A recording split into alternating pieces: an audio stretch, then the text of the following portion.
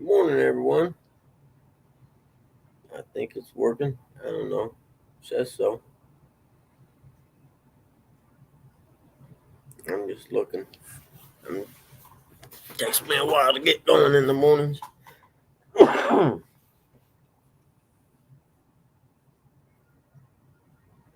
on.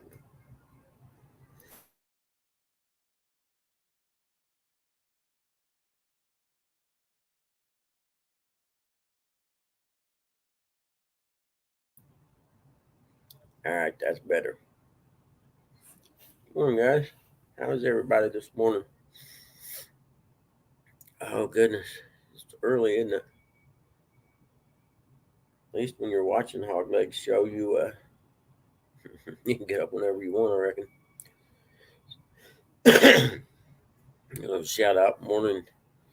Gigability is in the house today. Let's see. Scroll down. Hilly Billy. Hello, hello, hello. Oh, Stan. Good morning, Stan. Hey, how are you, buddy? It's good to have you guys. You guys got to work today, or do you work? I don't know. I know Gig is getting ready to head out and catch some fish today. Honorable way to make a living. Uh, oh, hold on. There we go. Hey, Mark, how are you? Good morning, buddy. You just getting up or just going to bed? You know,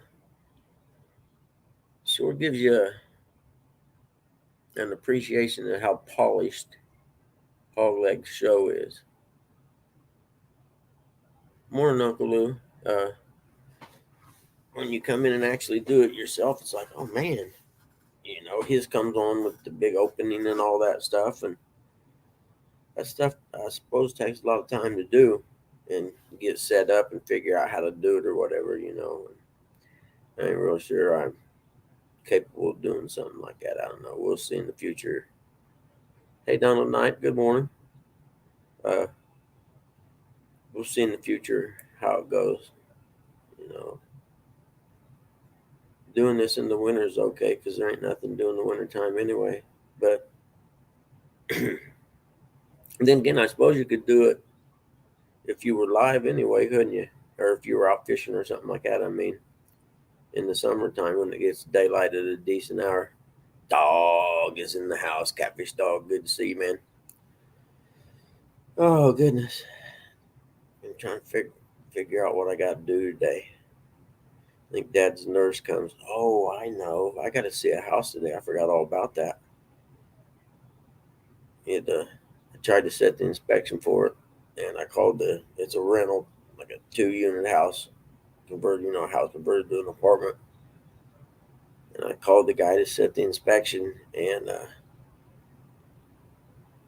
he has to call the tenant, and give him 48-hour notice. And he called me back and said one of them had COVID. I was like, well, you have to call me back when they don't have COVID, because I got mom and dad to worry about or whatever. And he finally called me back yesterday, and I was like, well, yeah, we can do it tomorrow, I reckon.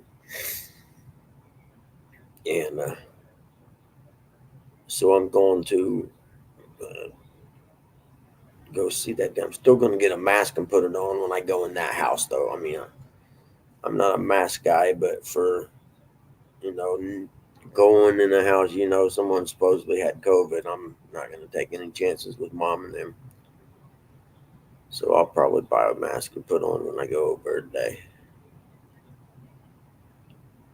It's kind of weird. I got this on the laptop here, but I've got the show on my phone laying here in case I need to add something, whatever. I forget why I had it on last week, but it's a fraction of a second behind that one. Donald Knight Sr., good morning in case I missed you, because it's early and it's a little slow. Oh, You know why it's 40 some degrees here today? I may go fishing this evening actually because I didn't realize the weatherman missed it yesterday. I'm fine because they said it was going to be super windy and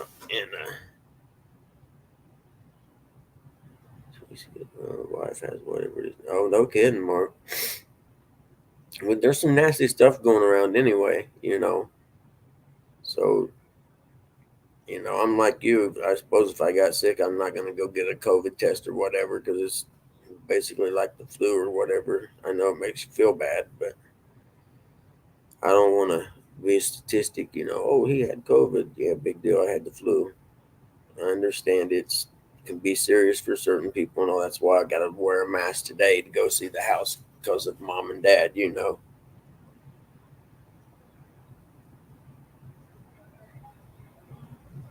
Oh, really? Why can't you get out, Lou? I'm a, but oh, I know what I was talking about. Yesterday, so I go over to the old house to load up some tools and stuff, and then it got all chaotic with the guy calling, and then having to go to over to the dad's doctor's office and pick up some scripts and stuff. But I noticed when I pulled in like yesterday evening about 4:30 or 5 that there wasn't no wind blowing. I'm like, man, you got to be kidding me! I could have been fishing all this time. And after the day I had yesterday, or the morning I should say, I was kind of a frustrating day. But I would have went fishing if I'd known there wasn't gonna be no wind.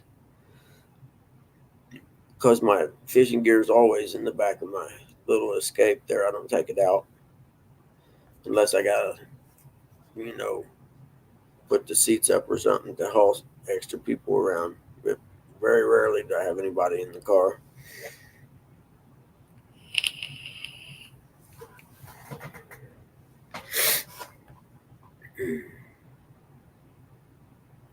It's 45 there, Uncle Lou says. Can't get back out after the auger and they're on fire. You know, I don't even think I've ever seen one.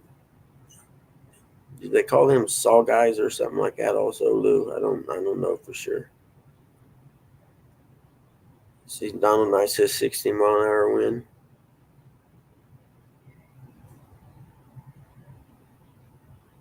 Oh shoot, yeah. What was it? Cortisone injection or something? If it, I used to get them in my knee, man,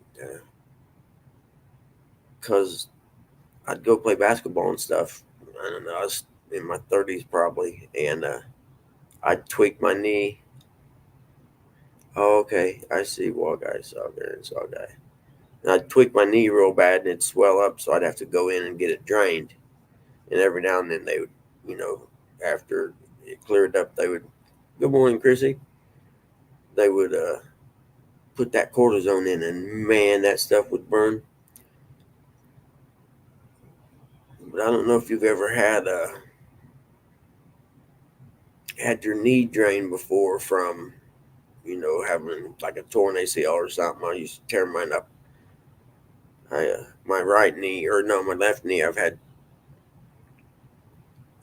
see, I had tore my ACL, had the surgery, had it one put in, and then I tore it again racing, and I was like, I ain't doing that no more. So it hadn't had an ACL for years.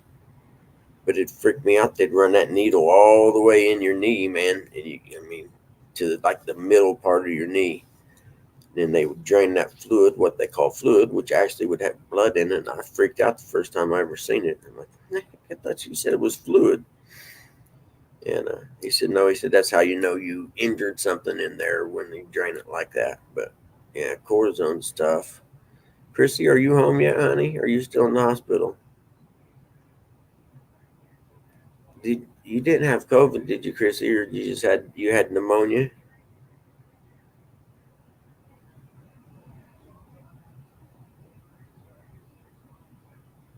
Oh yeah, Uncle Lou. You know, joining the army, I was 18, got out of high school. The factories weren't hiring nobody. They were, you know, it's early 80s. They were actually getting ready to be on their way out, I guess. And Going in the service ended up being the best thing I ever done. For the one thing, my medical coverage. You know, I working for myself, I couldn't afford the insurance right now. There's no way. Not the way it's been work wise and everything with mom and them. I don't know what I'd do. Insurance hoops. It's amazing. Richest country in the world, and it's like getting mom and dad health care or medicine. They got to pay for the medicine half the time. Got out yesterday evening about 6. Oh, that's awesome. So you got to sleep in your own bed last night. That's real cool.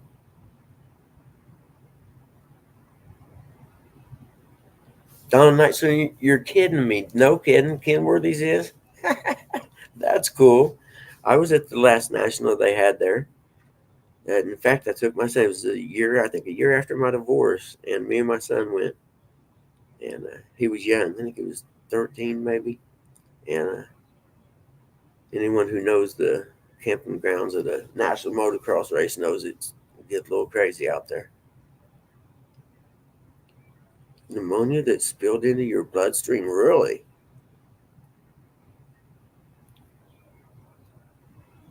That's scary. So, what do they got? Are you on like medicine now at home? I don't know. With pneumonia, I don't suppose there's not an antibiotic or something you take, is it? Yeah, that's awesome.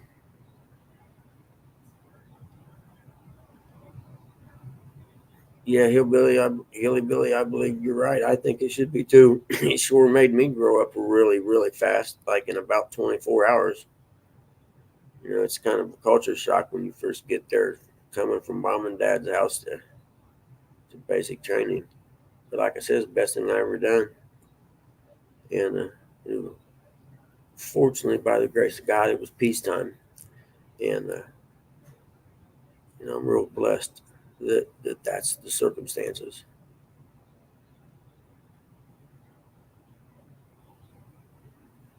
Steroids, I've never had them give me steroids.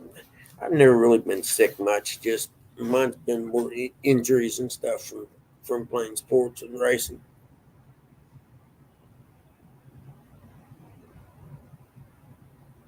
Yeah, I know where you. I bet I know where you're putting your boat in. Exactly where you put your boat in there.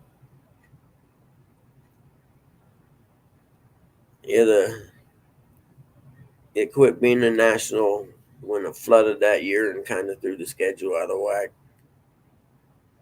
And it would have made the new after racer production took over and the rules and stuff they implemented for the tracks. It'd never make it today. Stephen Corley, how are you? Good morning. But that 3 years, I actually went in the service and went to Germany. That was my goal, and I wasn't. I was pretty naive, I guess. You know what I mean? I never even thought about going to war. It'd been peacetime since the early '70s, and so I actually got to go to Germany, and I had a good time in Germany. But I didn't even think about the benefits of afterwards. I hadn't thought ahead of. I never dreamed I'd work for myself any way, shape, or form, and I just, I got lucky. That's what I think anyway. Most of the stuff that's happened to me, it definitely wasn't planning and skill. It was pure luck. Well, I shouldn't say luck. Uh, God had a hand in getting me to where I am right now to be able to care for my parents. Because if I didn't do what I do, they'd be in a nursing home because I'd have to work a regular job. And Uncle Lou, I tried the lit stuff last week. You wasn't here when I had it, I guess, but it's not for me. I'm a true Red Bull man. That's just me.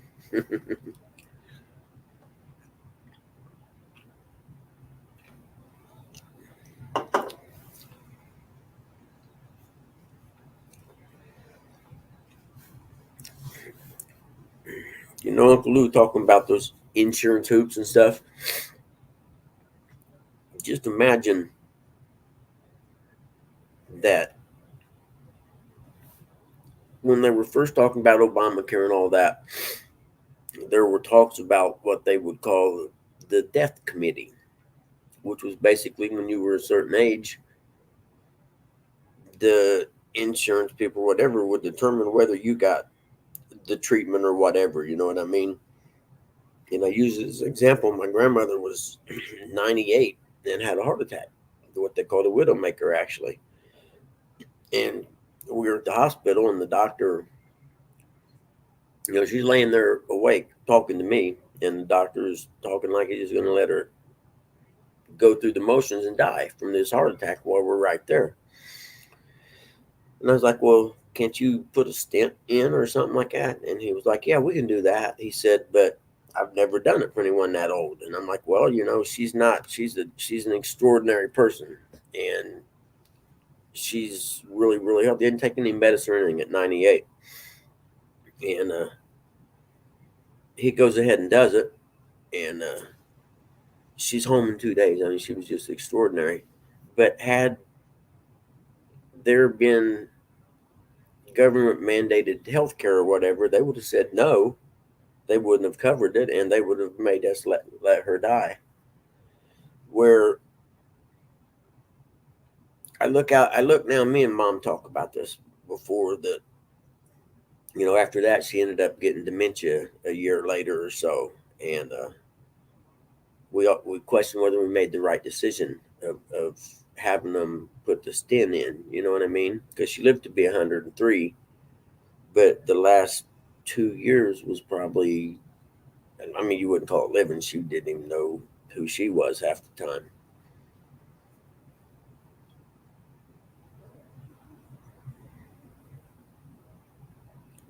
Stephen, yeah, I've been doing this for 5 years now, maybe 6. It started out, Dad had colon cancer, I don't know, 8 or 9 years ago. And when he went through the chemotherapy, it kind of messed his brain up, I think, not to where he's disabled or anything, but it just didn't seem right. And Mom was having a hard time taking care of him and Grandma at the same time, because she was, I don't know, 75 or something thereabouts at the time. So I offered to come over and uh, help them, and I've been here ever since. Is Hogleg and Melissa in here? Did I miss something? Hold on, gotta back up if I did. If I did, I'm sorry, Hog. I don't see them anywhere. Okay, you're thinking they may be. They should, on StreamYard, you should be able to see who the people are that are in the actual thing. I bet there's a way to do that, maybe. I don't know. Oh, morning, Chris M. Missed you, buddy. I'm sorry. Yeah, the dementia parts also is just the most evil thing on earth. I had went through it with Grandma and watched the progressions, and I'm seeing Dad in the early stages of it, and it sucks knowing what's to come. And but I'm one of the people that believes in doing the right thing in life, and I think you have consequences when you don't. So it wasn't even there wasn't even a second thought for me, about doing it. I just was like, yeah, my son was raised, married, and had kids, and you know, if I'd have said no, they'd both be in nursing homes right now, and the only reason to say no would have been, pure selfishness on my part. But it gets hard sometimes. That reminds me, I got to give a shout out. There we go. This hat in the mail yesterday. Uh, River Catfish Tackle uh, sent me a hat. I was talking to Lance McCoo guy yesterday evening when I got it, and the people at the guy and his wife that own it sent me this hat that they had either heard me or seen me in Lance's live or whatever, and so they sent me the hat just because that anyone that would sacrifice or put their life on hold to go take care of their parents, he admired. So he sent me a hat, and I wanted to thank him for that very much. So it's really, really awesome gesture on their part, in my opinion. I had never met the person before. I did send him an email yesterday, in a text because it got late after the bake shop or something was on last night, Chad's birthday. But it got late, and I didn't want to call nobody at like 9:30.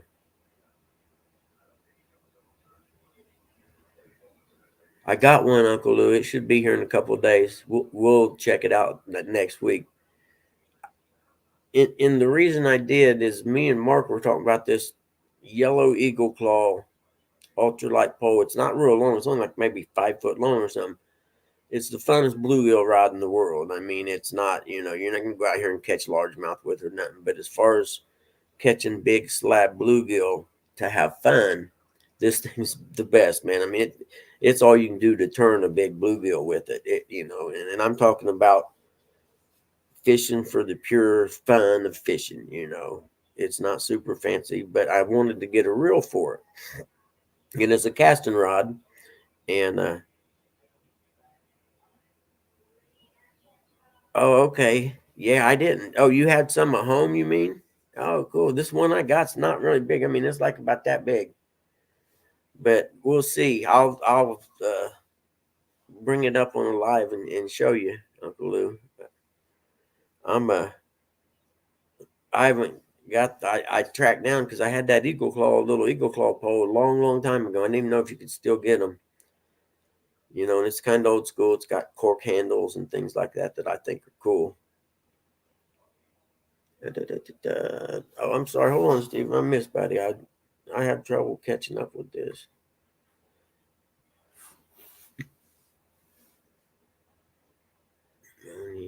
Hospital put him in a COVID ward where he got COVID. And are you kidding me?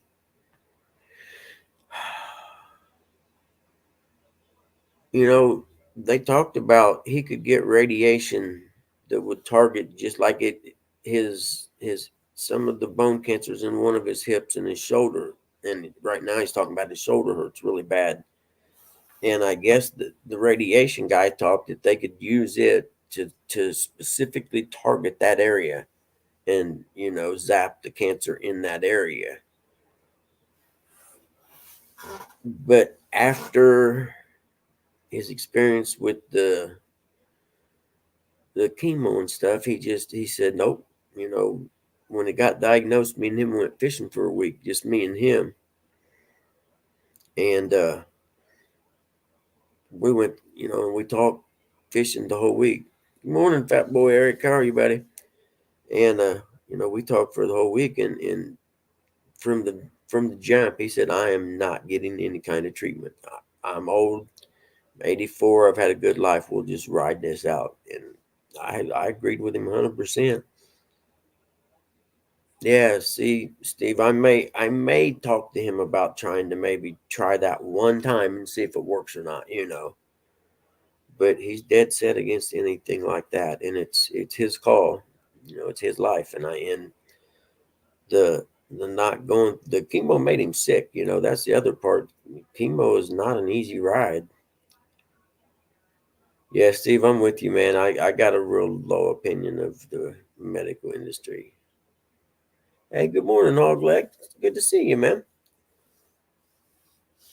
But like they have the hospice people come now, and it's not the he's at the end of his life thing. It's the we're going to control his pain stuff. And the first day they come, they was like taking over his medicine and all this, and I was like, hey, hold on a minute, man. I don't know you people. I've been taking care of these people for 6 years. You're not just going to come in here and start taking over stuff, because I didn't know anything about how it worked. And the first nurse lady didn't like me, I guess, because I got a different one the next week. But it's my job to look after him.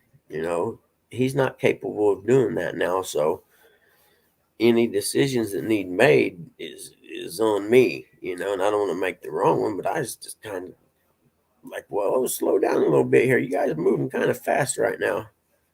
And then the lady explained to me that the reason they take over their medicine and stuff is they start giving them some really strong medicine stuff, but when you get to the hospice point like that and they come in, well, everything is free. He doesn't have to pay for his medication no more, which is a huge blessing on us.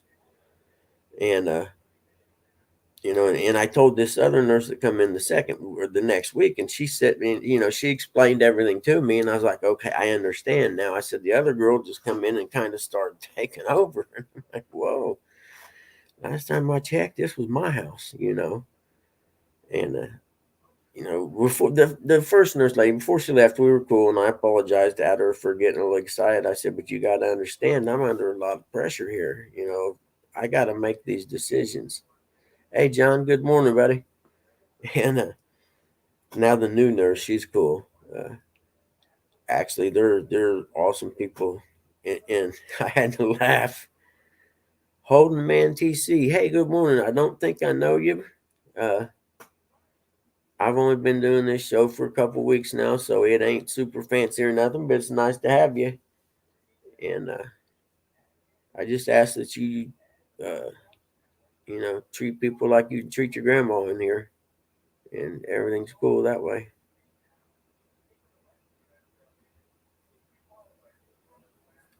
Oh, yeah, see, yeah, all that. I was blown away by how much the medicine costs you, and that's one of those things. It's like taking care of vets and taking care of old people in this country. Old people, after you reach a certain age, you shouldn't have to pay a dime for your health care in the United States of America, in my opinion. Once you're old and you're not working anymore and you're on a fixed income, you shouldn't have to even worry about a medical bill. But that's just my opinion, of course. Everybody has their own. It's there's I think you got to know how to play the system. You know what I mean? And I don't know how to play no government system. I've never had any. I don't even think I've even had unemployment in my lifetime.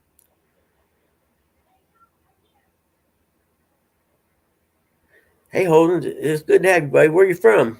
Do you fish? And if you're new to the catfish community, this is a group of some really good people. And see that hog leg catfishing? He does this 4 days a week, and I fill in on Fridays. And if you want to see something, he's got this show down pat. He's got introductions and all kinds. It's a really professional run show, for lack of a better word. But if you have any questions about fishing, man, these guys here will answer. Oh, you're in Australia? Hey, that's cool. Fluff, she was in here last week. A lady named Fluff. She's from down under. She's she's really cool. I surf, or I used to. I don't do it much anymore, but and I've met some people from Australia that way, and from dirt bike racing. And yeah, people down under are the best. I don't think they have the word no in their vocabulary when it comes to doing something extreme, sports and stuff.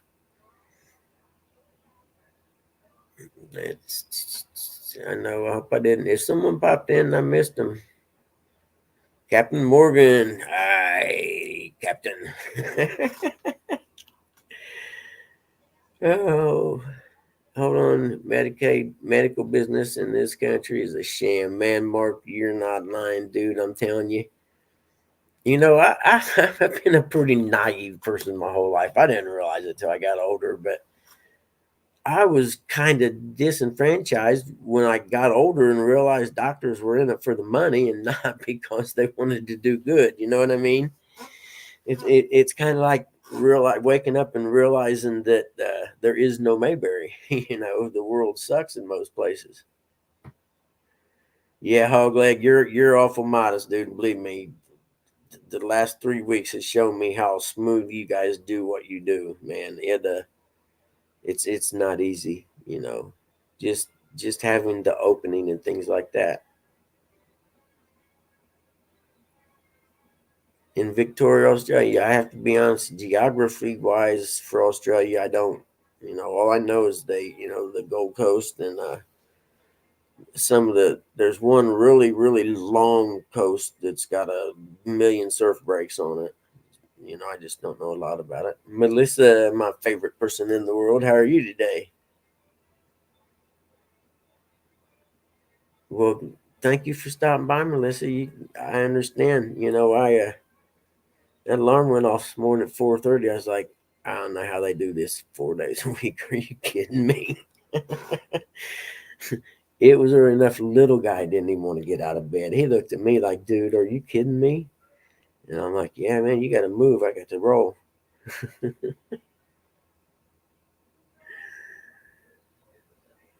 It's hard to keep up. I'm glad it ain't moving real fast. I'm gonna have to figure out how you do the chat thing with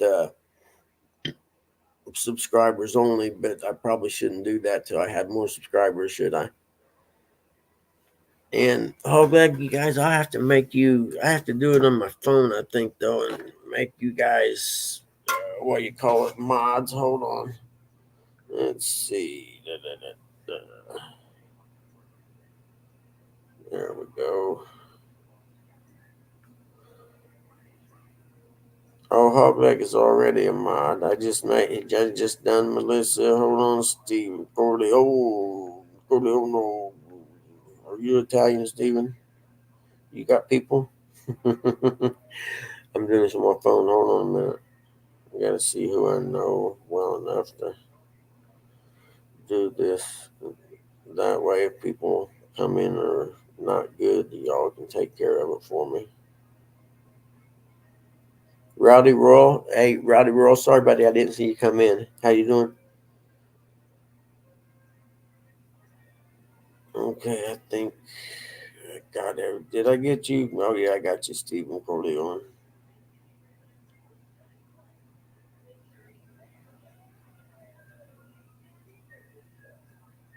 Yeah, you're right, man. It's kind of like with any other business. The front line people are full of really good people.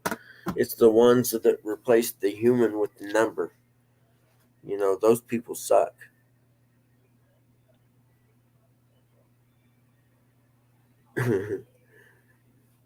Take pig's feet. I'm not going to say anything about you calling him pig's feet, but I think it's hilarious when Uncle Lou does it too. Oh, goodness.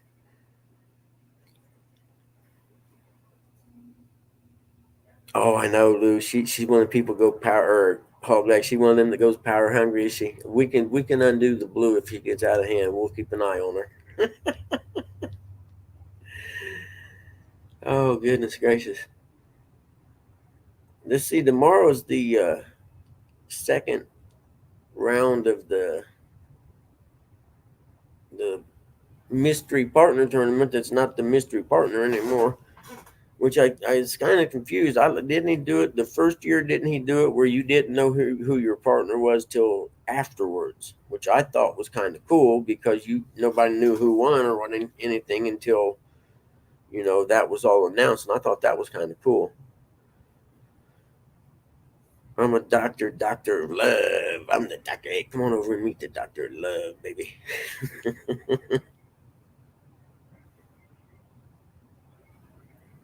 Yeah, Hilly Billy, you're right. The insurance companies and the average person doesn't even have a clue. Like the seatbelt law, for instance, when they passed the seatbelt law, the government doesn't care if you die in your car because you didn't have your seatbelt on.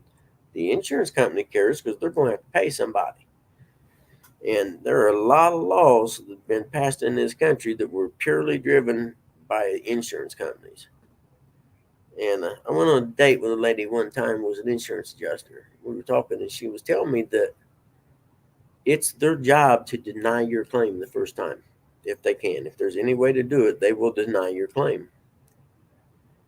And Curtis, good morning, buddy. I don't know if I seen you come in or not. I probably missed it. But I never went out with her again. I was like, how the heck can you have a job like that where your job's to screw people out of what they rightly should have. And the only reason I felt that way, I bought my first house. Me and my wife, young, married, and I was working in a cable company. And I mean, I averaged 300 hours a year overtime. I didn't have time for anything. So I go to my insurance guy, and I tell him, I said, I want the best homeowners insurance you have. I don't care how much it costs, just I want everything covered that you're capable of covering. And I don't know, 2 years later or whatever, I just buy new carpeting. And that winter, I'm at work and my wife calls me and says, you got to come home. The carpet's wet behind the couch. And the couch backed up to the kitchen sink. There's a wall, it backed up to it. And this house was on a slab. Well, I moved the couch out and it's wet. And I had no clue. So I called the insurance guy and said, hey, you have to have somebody come over and look at this. So he calls a contractor and has them come over and they cut the wall out. And sure enough, it wasn't a water pipe coming in, but the drain from the sink. Once it went inside the wall, it had rusted and it had a hole in it. And the hole finally got bigger. And every time you turned the sink on, the water ran out of it. And so he calls these contractor people that he works with because I told you I wanted the best. I don't want to mess with anything. And so he fixes the pipe and leaves that wall open for a week or so, to let it all dry out in there before they redone everything. When the intern, this insurance lady comes from Indianapolis, and I'm young, I don't know anything about nothing like that. And she sits down and asks us a bunch of questions. She tape records it. Should have been my first clue, maybe you shouldn't talk to this lady too much. But me being me, I'm honest, and about a week later, I get it, or 2 or 3 days later, I get a thing from the insurance company that they deny the claim. I got brand new carpet that's been soaked, mind you. I'm not happy about this. And hey, good morning, J&J. So I go round and round with these insurance people about covering that, and they weren't going to do it. Well, in the interim, I called my insurance guys. Hey, you got to call your contractor, come back out and close my wall back up. And they come back and do all that and close it up. And a month later, so I get a bill from the contractor. And I'm like, and this is a big contract company, not, just an average contractor guy working, for himself. It's a big company. And I call him on the phone and say, you send that bill to insurance people. I didn't call you. And he said, we did. They denied it. And I said, I understand that. I said, but I never called you. I said, the insurance company called you. You have a contract with them, not me. And he said he was going to sue me. And I was like, that's good, because that guy I talked to on the phone, Indianapolis insurance dude, that means he'll have to come to court. I said, and I'm going to go to jail that day because I'm going to smack him in his mouth. And I never heard from the people again or whatever. I get a thing from the insurance company telling me how much they appreciate having my auto insurance, but they were going to cancel my homeowners at the end of the policy. And I'm like, you can do what? F you. So I know a year and a half later or so, some guy backs into my little Chevy van that my dad was driving, and ends up he's got that insurance company. And I get a phone call from the insurance guy in Indianapolis, and it's the same dude who denied my claim on the house, right?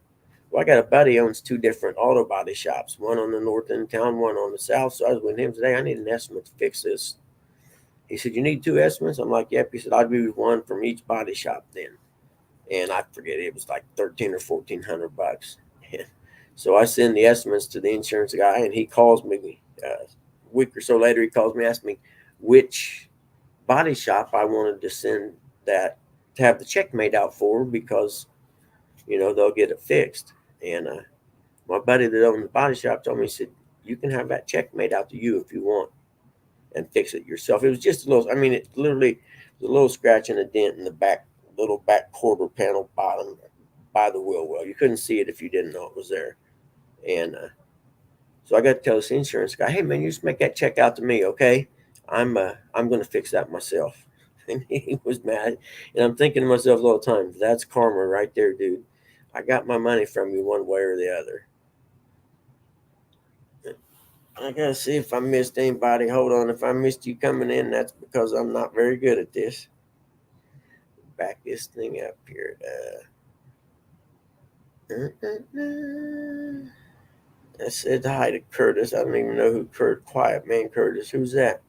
Not even sure I know that guy. We'll keep an eye on him, y'all. Don't let that guy get out of hand.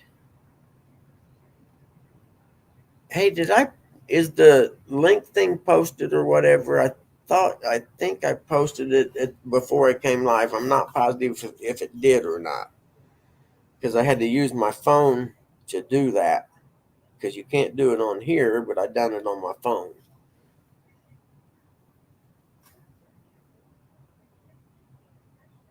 Renewing domain names. I don't understand, Marcus. Like what? You got website domain names or something like that? Boy, if I knowed you had to renew them, I'd have jumped in and grabbed them in the middle of the night when it expired. Hey, Chris, thank you, buddy. Like I said, I never done this, and I was thinking this morning when I was setting everything up, I was like, man, I'm telling you, I sure got an appreciation for how smooth what Hogleg them do in the morning. I mean, how polished it is. You know what I mean? It's pretty pretty well run operation compared to what I'm doing here. Okay, we're gonna have to get another Red Bull. I shall return.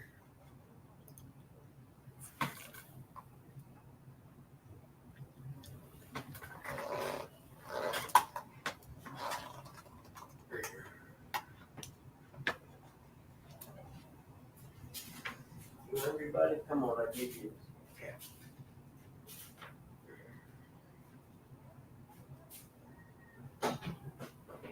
Oh man, I need you to hook up.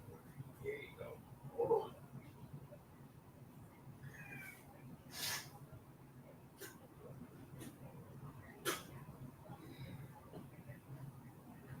There you go, buddy.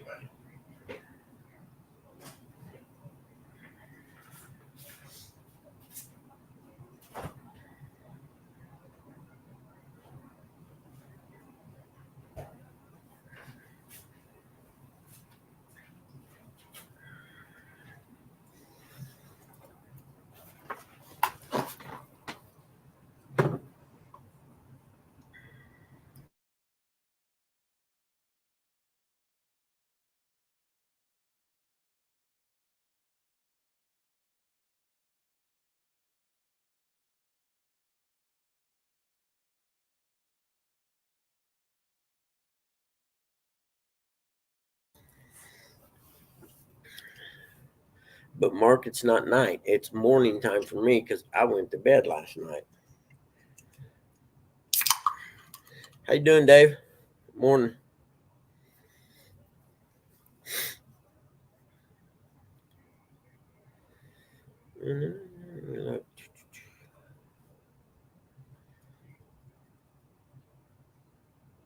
Yeah, the wings might sprout. As long as I've been drinking Red Bull, it doesn't do much. To be honest with you, I could drink these two Red Bulls and go in there and go back to bed.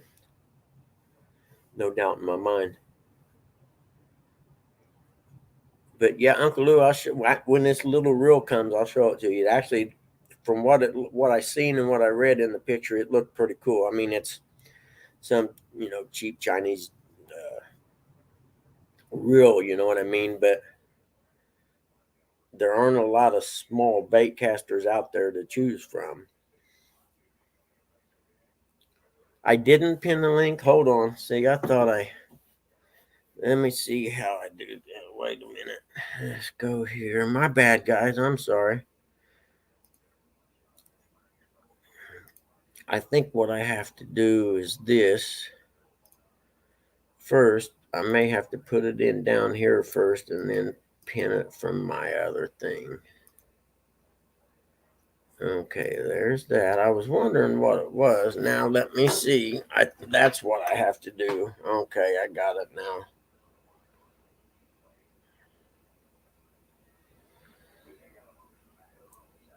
That'll have done it, right?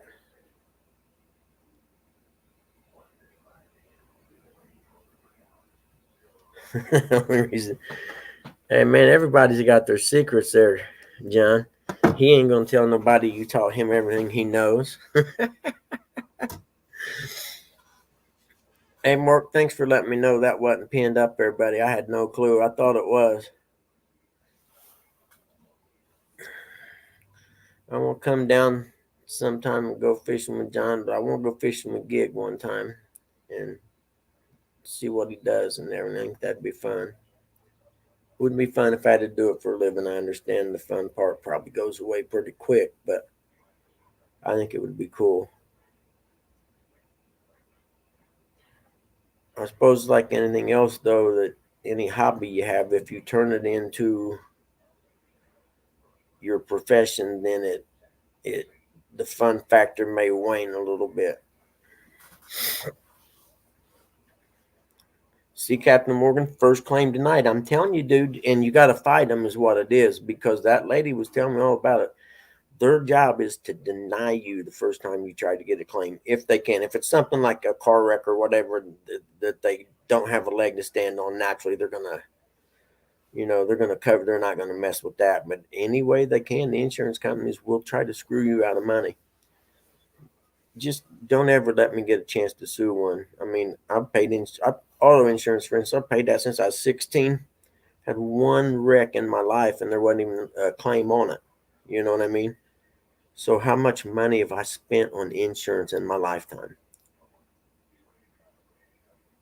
I'm in Muncie, Mark. It's about 47 miles northeast of Indianapolis. I'm almost halfway between Fort Wayne and Indianapolis, just off Interstate 69, about 8 or 10 miles.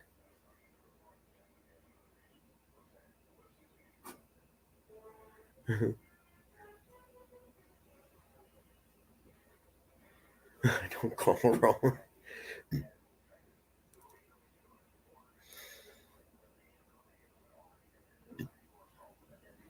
See, Hillbilly, you should be able to sue them for that. I'm telling you. Well, my mom and them, believe it or not, up until we moved here on their homeowners, they'd had their policy so long, her deductible was $250 because they'd had it since the 60s, the same insurance policy. Hey, good morning, Cat Claws. Aaron, how are you, buddy? And they kept trying to get her to change policies or whatever so they could raise that deductible up. She's like, no, I'm fine. We'll just keep it like it is for years. But then again, they never had a claim on it. Hey, Mark, it's not a problem, brother. I will come over and go fishing with you as long as I don't have to drive through Chicago. If I can go around Chicago some way, I'll be there. Who was it? I was talking to someone the other day about that loop around Chicago, the toll road. And they were talking about originally when they put that toll road in, they made it a toll road to pay for the road. And the toll part was supposed to go away after the road was paid for. And that's been how many years ago? 40, 50? I'd love to catch some perch, man. Mark, I'm telling you, the what I forgot what you'd call it now, but social worker lady or whatever that came in last week said that she's going to work on trying to get it where someone maybe can come in and let me be able to take off some. And if my work ever picks up enough, like it used to before the real estate crash, I mean, I can make. Oh, he ain't cool. Thanks, Hog. I could make enough money that I may just be able to hire a nurse for a weekend to come in. I don't care how much it would cost.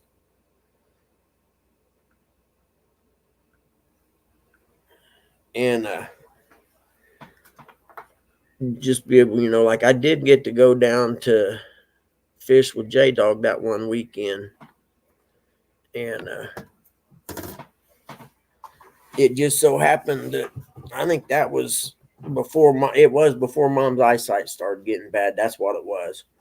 And she said, "You go, we'll be okay." And my best friend lives about 20 miles from us, and he said, "Yeah, man." He said, "Dude, I'll just if they call me, I'll take care of everything. Don't worry about it. Just go fishing, have a good time."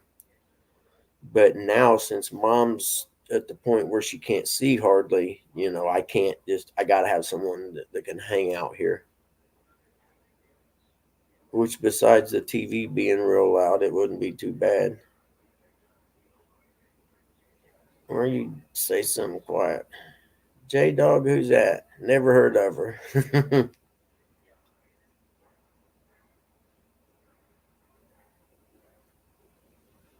Oh, really, Mark? Is that 14-inch perch? Jeez, ooh. I caught one over where I caught the walleye at. Was it last fall? And it's about 9 inches, and I didn't realize that that's a huge perch for up here in that small pond or lake, whatever. Because I don't know much about them, but I know they're good eating. That's one thing I miss about living up north in Wisconsin or whatever was Friday fish fry, man. They have fish fries, fish boils, whatever you want to call them, every Friday, every bar in the state. And there's a bar, if you got a four corners in a town, there's a bar on all four of them up there. I guarantee it. You got to be a professional drinker to live up there.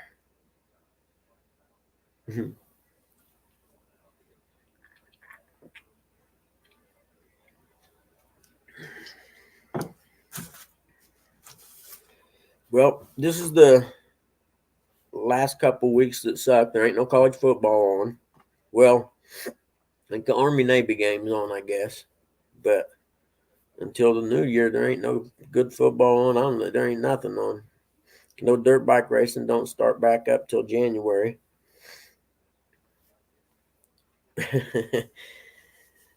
Don't get me wrong, Aaron. I loved it up there, man. I'd move back up there in a heartbeat. If I moved anywhere, though, it would be Sheboygan. I went to a surf festival there one time, and that's a great town right there. It's got an awesome surf break. Plus, you got you access to the lake. Fishing up there, it'd be perfect. Keith Doc Reed is in the house. What's up, Doc? We were just bad mouthing doctors a little bit ago, but you don't count in that because you're not a real doctor. You just play one on YouTube.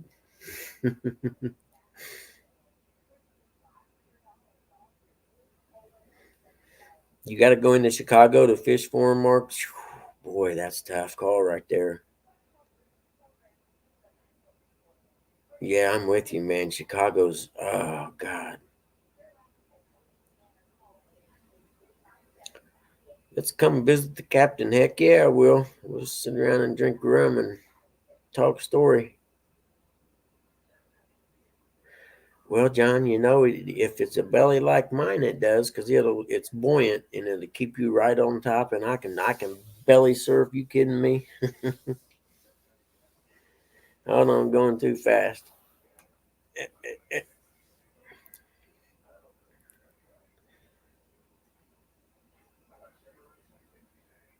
Liddy handles everything, even the fish. Okay, yep. That got by me pretty quick.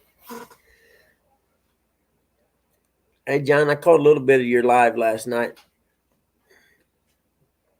I like the green. I am gonna have to do a short because my blue Christmas lights, the old school bulbs about that long, you know what I'm talking about, uh, should be here today, and I got a nice evergreen tree out front. I'm gonna decorate with it. I've never had an evergreen tree that I could decorate with lights, so I'm pretty stoked. And I went with blue because I like blue.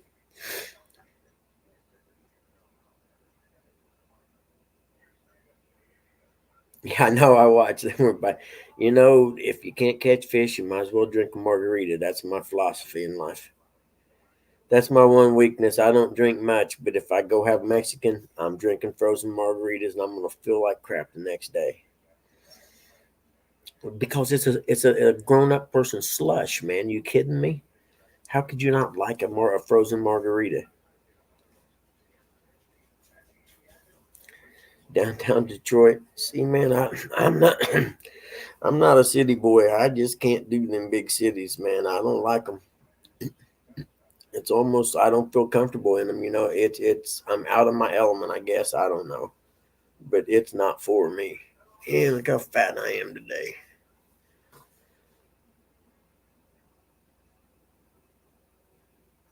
A blue tractor, very cool, very cool. Yeah, blue it at one time. My dirt bike, my Yamaha was blue. I loved it before they changed colors, and I dig blue. That's why I want an Uncle Lou blue rod, but he's out right now. And I was financially embarrassed when they were in stock, so I couldn't get me one. But I get one. Pineapple fajitas, chicken cooked with pineapple. I have to remember that. Sounds pretty decent, actually. New Holland blue, yep, yep. And I don't know, I probably said that too early. People weren't in here, but I want to shout out River Cats Tackle. Uh, got this hat in the mail yesterday. Thank you so much, man. You guys are awesome.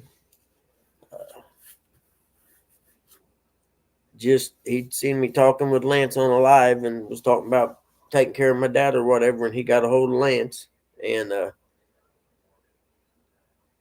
said, get me that guy's address. And he said, anyone that put their life on hold to take care of their parents, I want to recognize. And he sent me a hat, and I thought that was pretty cool.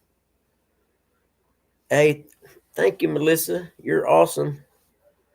Yep, we got Coffee with Dave coming up, and that's 9 God's time, 8 whatever their time is over there. And then Small Water does a live. It's a lot of fun. It's PG-13, so don't bring your kids with you to that one. And then Flathead Challenge with Jody tonight at 9. That's a staple. Been around for a couple years now. Where I may actually get in that tonight. I don't know. I have to see what.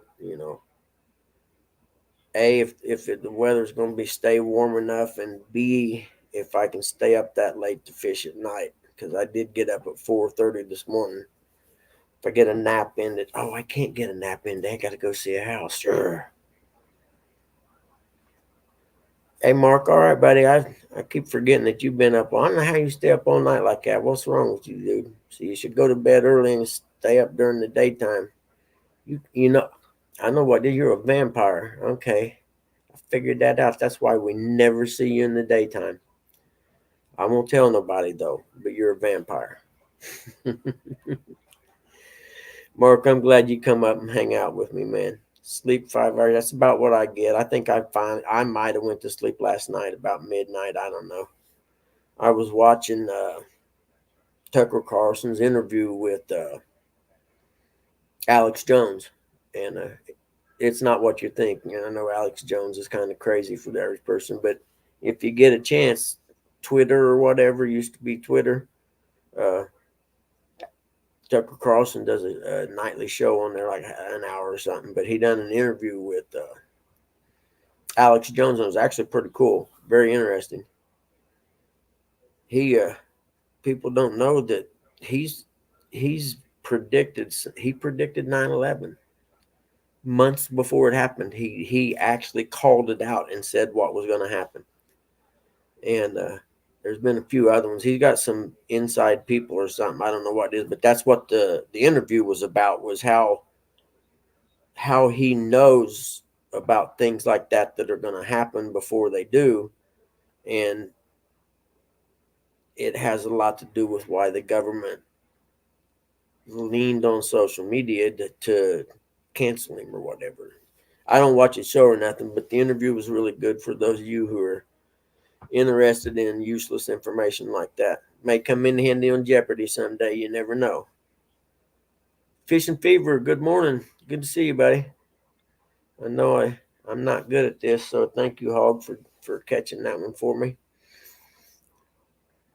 Eddie Gross, good morning, Eddie. Annette Catfishing, good morning, Annette. How are you today? You see how my voice gets softer when it's a lady? Yeah, see, I'm thinking over here now. I am a single man. See, I can do that.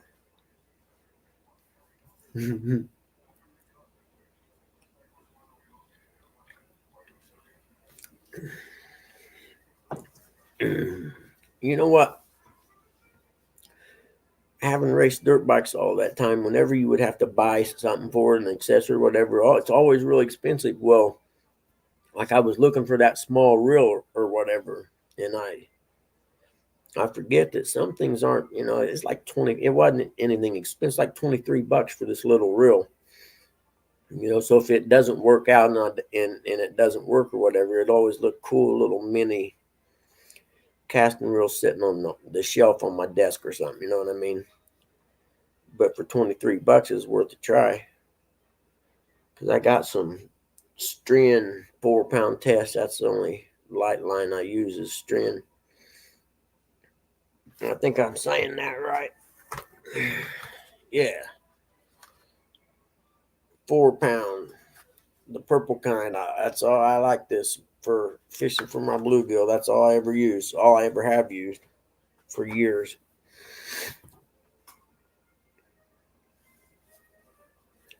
And turn the crank. Actually, my truck, you had to do that to get the bike to the race. The first thing I ever rode on or got to act like I was driving as a kid was an old John Deere tractor. I don't know if you remember, it had this big flywheel thing on the side, and you had to spin it to start the motor. And down at the Ohio River, Pat Foster had one. It was cool. I remember I got a picture somewhere of me as a little kid sitting on his lap driving it and acting like I was driving it anyway. But John, back when I raced dirt bikes and I started, they actually did have 2 shocks in the back, which is a long gone thing.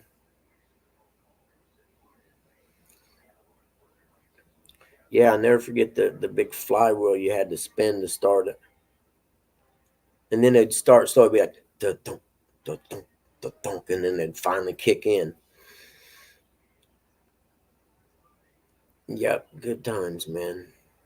I ain't real fond of the world today. Everything seems to go too fast, and information overload. And I don't know how it got to the point where, and I'm guilty of it too. People spend more time on their phone and stuff like that than they do actually out doing stuff. Most people, anyway. Donald Knight RM250, nice. I know in 1980 the RM125, man, I'd have killed for one. I like that look of that year. Did it start with a shotgun shell? Steven, I'm going to have to Google that. That sounds cool. I got to see it. Yes, John C. Okeechobee, and that's what I liked about Wisconsin, because I lived outside of Green Bay about 30 miles or so, and the further north you got, the further back in time you went, and I liked it. And maybe that's why I liked it up there so much, is because it was kind of backwards and behind the times. And they do something 24 hours a day or 12 months out of the year. They don't shut down.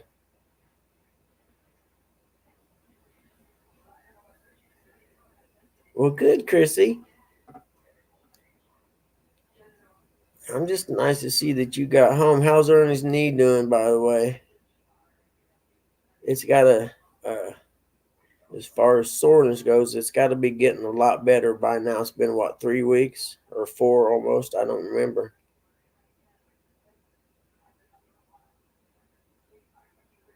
Yep. I got to see Chrissy and Ernie at CatCon last year.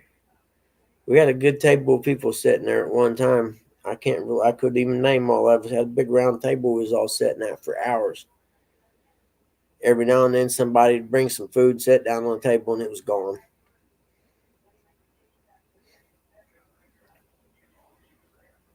Mm-hmm.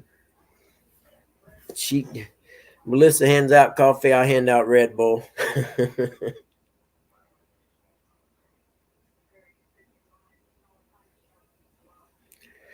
Yeah, Aaron, you got to you get up in the Northwoods. It's pretty decent up that way as far as being kind of back in time. Yeah, Like I said, I liked it up there a lot.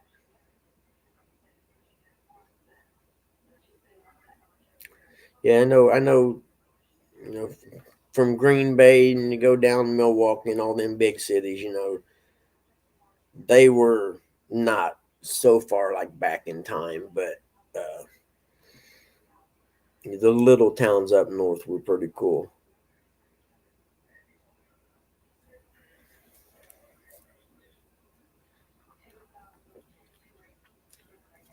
Hey, Aaron, me and Lance were talking up your rod holders the other day.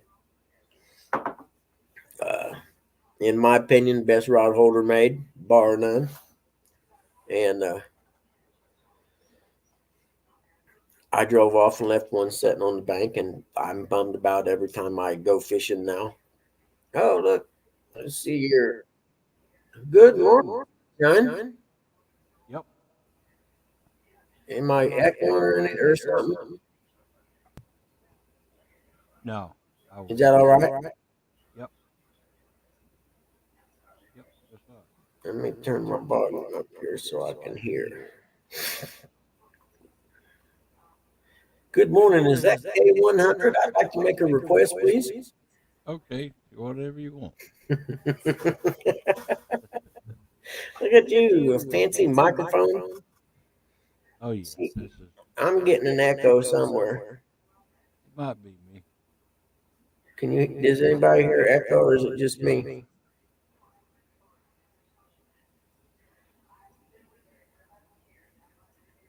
Aaron, buddy, you don't have to do that, man, but I appreciate it. I'm telling you, they're the best rod holders made. Pig's feet.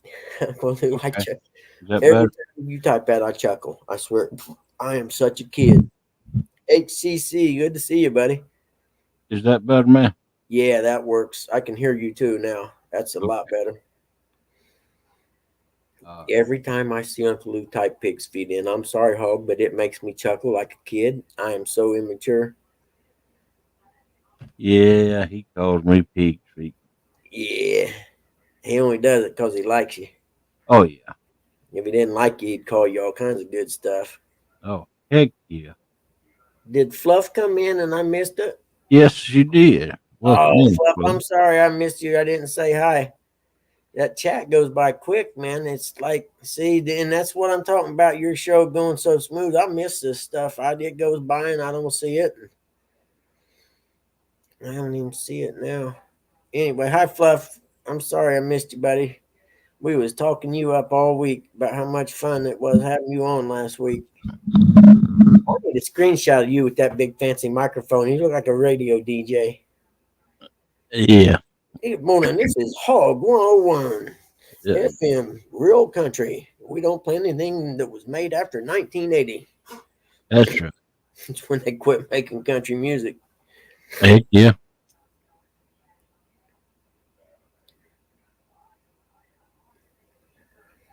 All right. Is that better?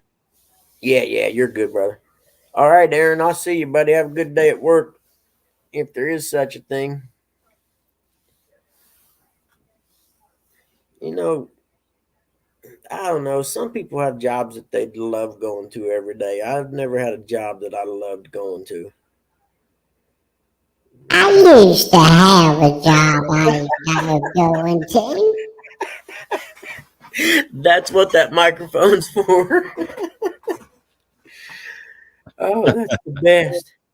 See, you got all the good toys, man. I'm gonna have to learn how to do all this. Oh, by the way, we're looking for a name for this Friday morning show. So if you got any names, throw them around. We're trying to figure something out. I keep figure. I know I'll know it when I see it. You know what I mean? It's one of those things. It'll hit me, or someone will throw it out there, and I'll be like, "Yeah, that's the one." But right now, I don't have anything, so it changes it. What was today's? Was it's Friday? Heck yeah, or something like that. Yeah. But I realized I gotta set my alarm for like 4:15. Really bad reception, mate. Got a tropical. Oh, you got a cyclone coming out? Really? Heck no. Got a cyclone out there. Cat 5? Woo. Have you headed inland, Fluff, or are you riding that out? And I always wonder why they call them cyclones in the Pacific and hurricanes in the Atlantic. I don't know. I don't get that. I ain't either. Bouncing back. Yeah, I don't. And I think I tried to Google it one time and I could never really find an answer. Austin, okay. I'll do that. Well, it's thrown out there. Anybody's welcome to make suggestions. You can email them to me or whatever, and I'm kind of guy give you some credit for it. No, Cat 5 is not fun. I mean, that's like a Cat 5 hurricane. That's big. That's why I asked if she was headed inland. Yeah. Because she lives by the coast, I'm pretty sure. Yeah. Whitsundays is on the coast. Yeah, hell, everybody in Australia lives by the coast, it seems. They John says spin they opposite spin opposite direction, direction. makes them a cyclone. I like it, John. You made it up, but I like it. Well, thank you, Melissa. Fluff, well, it's been nice knowing y'all. I'm serious, Fluff. You're gonna have to make sure you get and let us know you're okay. Send me an email or something. My email's on my thing there tomorrow, and let me know. Is it how has it hit yet, or is it still offshore? That's scary, man. Because I mean, she's like close to the coast. She's not even Yeah. 10 miles in there. She's close to the water. Yeah. Where me, I don't know about you, but if I live by the coast, I got wind of a hurricane, I'm leaving the first day they talk about it, possibly coming near me. I'm like, I'm going to go take vacation. I'm going up north. Well, we don't usually have hurricanes affect us up here, but Hurricane Michael, it came through us at a category 2, and Oh, we're really? way off shoreline. Yeah, yeah, for sure. It destroyed Albany. And the flooding, man, once it gets inland, the flooding's bad too because it puts so much water down. Yeah. Oh, John, we worried about you, you big knucklehead. Then again, you get to fish for a living every day for fun, so I ain't gonna worry about you that much, I guess. Morning. You got good Catfish. karma, so Catfish Junkie, good morning to you.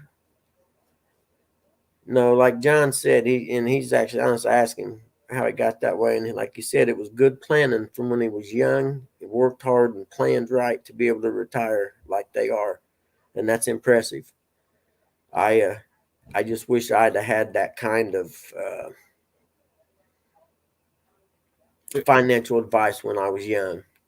You know, I come from simple folk. You know, if you had enough to pay the bills at the end of the month, you was lucky.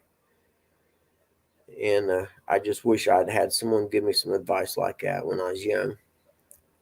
Captain Morgan, just don't call me late for dinner. Exactly.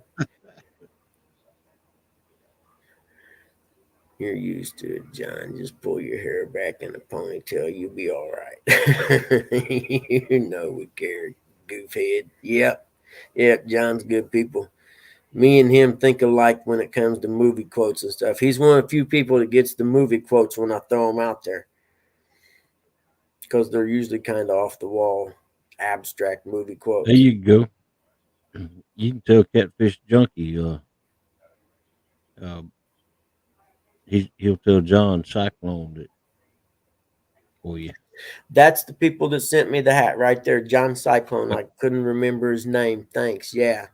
Yeah, they sent me this hat in the mail and it's way cool. I was going to order one, but I just really didn't have the financial wherewithal to do it until springtime, probably. But I dig it. Look at that American flag, and this is hard to do, isn't it? I have a whole new respect for you now, Hog. There we go.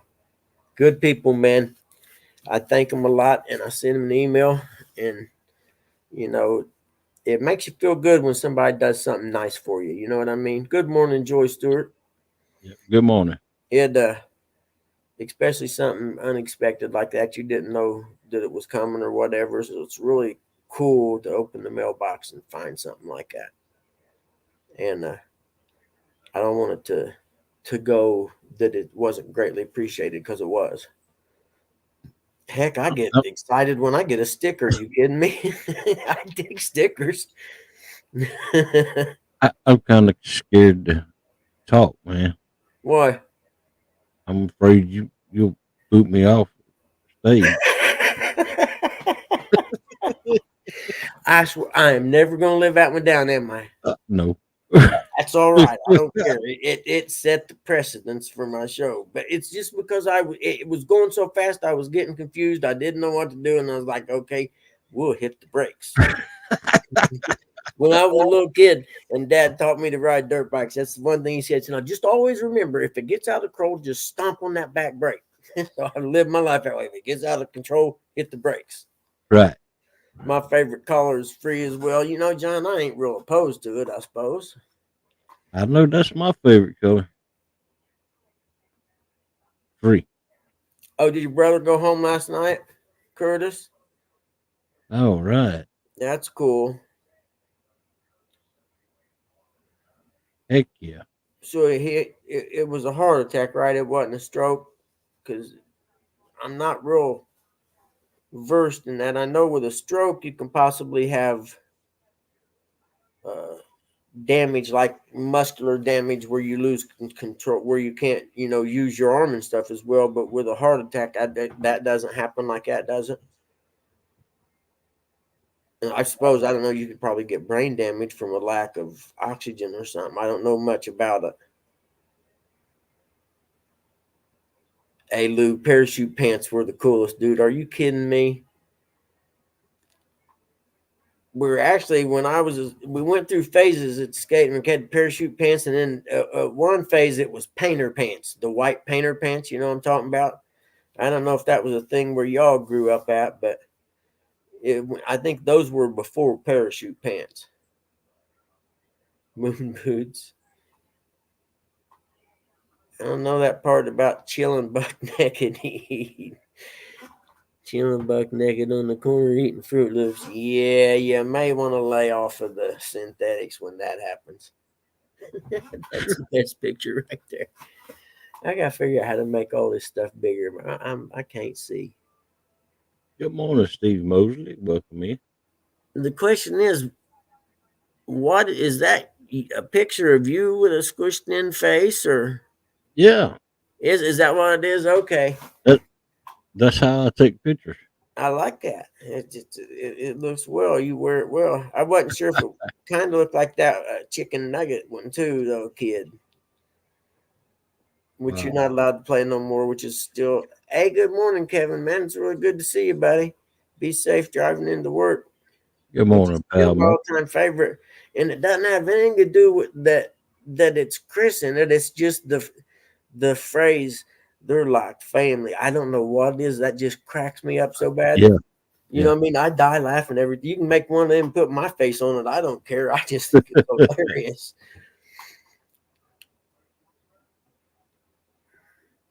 I miss Kevin because he's become a principal now. He don't get to fish as much as he used to. He got to be at all the school events and stuff. Yeah, he's a principal now, You don't play with that, man. No. It's people like that. The principal, man, I used to be afraid to go in his office. It's amazing that I actually know a guy that's a principal now. That's pretty cool. Even when I worked at the school, I was intimidated by the principal still. There must be some inner childhood psychology thing there, you reckon? Might be. I was one of them guys that spent a lot of time in the principal's office too, though. Uh-huh.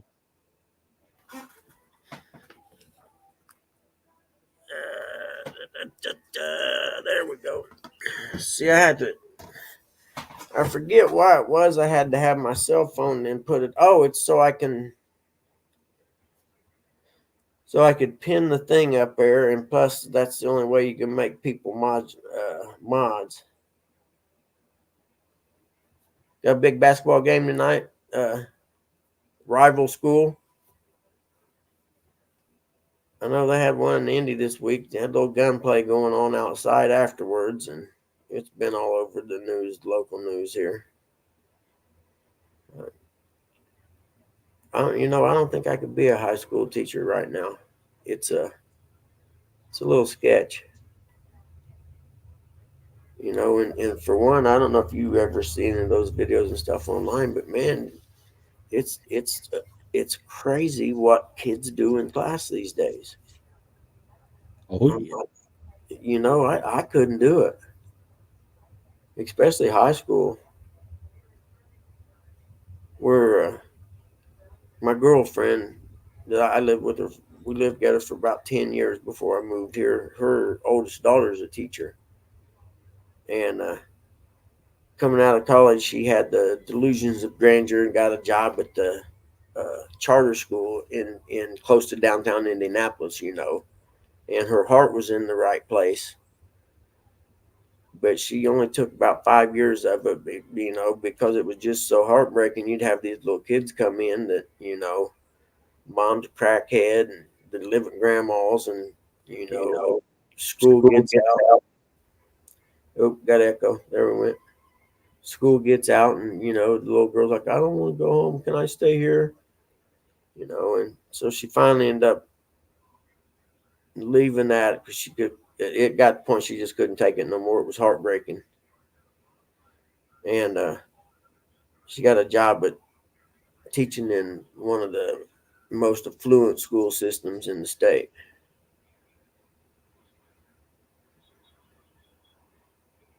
We're pretty good 2A that beat a number 4 seed 5A last week. This week we have oh, really nice.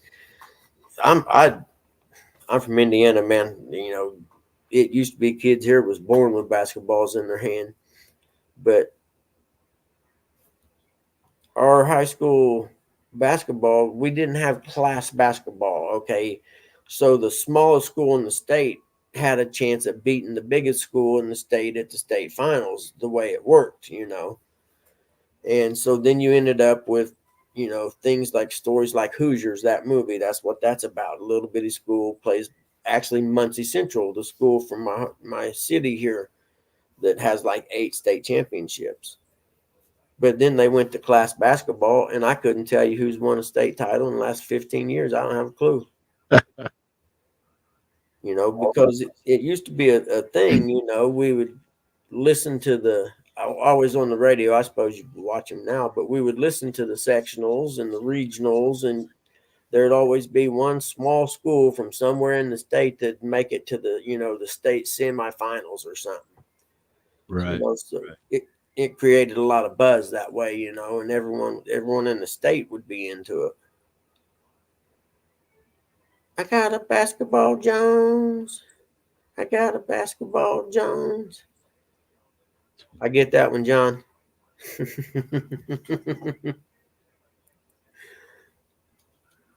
Is Jones a player? I think Jones just carried that ball around the ghetto.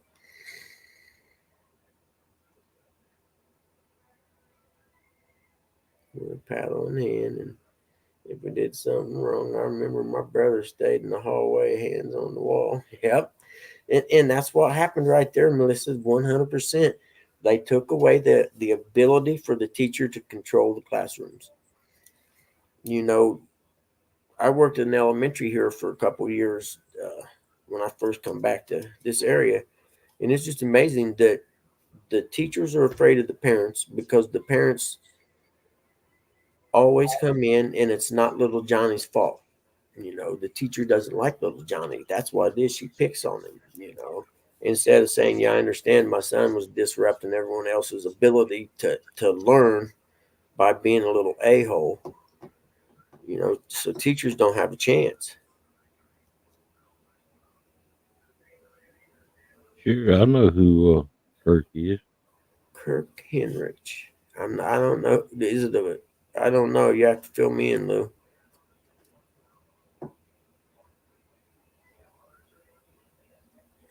He was a basketball player. Oh, okay.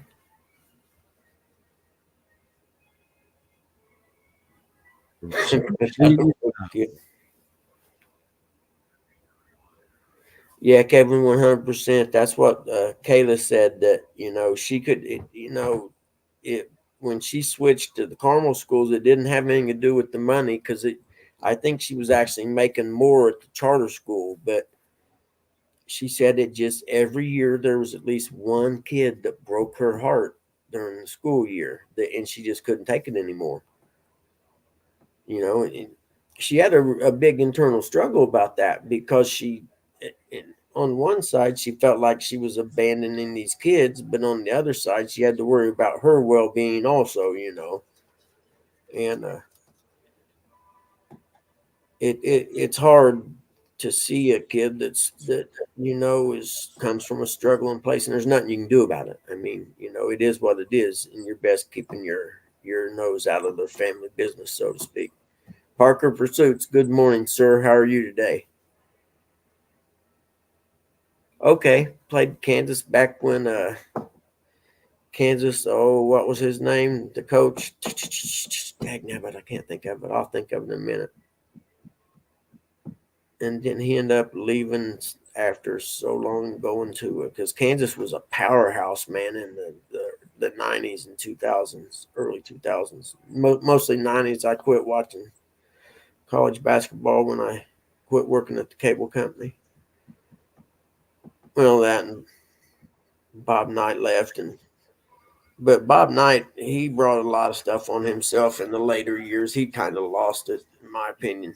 But in his early years of coaching, in the 70s and early 80s, Bob Knight was a knowledgeable basketball coach. But he kind of lost it there near the end, I think, myself.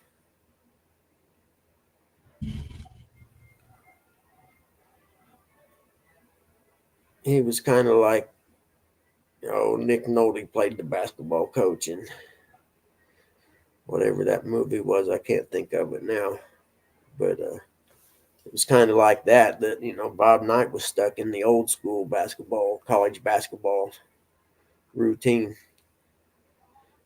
Bob Ross, Happy Little Trees, believe it or not, that show was filmed at Ball State University in Muncie, Indiana. In fact, they have the Horizon Convention Center here in town. They actually have a Bob Ross display. It's a little museum cultural thing here in town. They have a big Bob Ross thing going on there right now. Happy Little Trees. The dude had to have the best pot back then, because he was so mellow. Chips, yes, Curtis, thank you. I knew you'd get that. The movie Hoosiers, Chris M. That's we were talking about that a little bit ago. That the big school they played in that movie was Muncie Central, the school here in my hometown, where I live now. They had 8 state championships when it was one class basketball before they changed it and ruined it. Joy, yeah, Bob Ross was awesome. I remember me and my son when he was real little.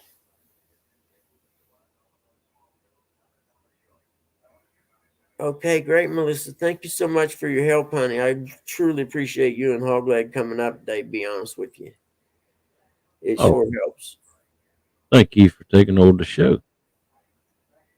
Oh, I was thinking about wanting to do one anyway, and I'm just glad the opportunity came along.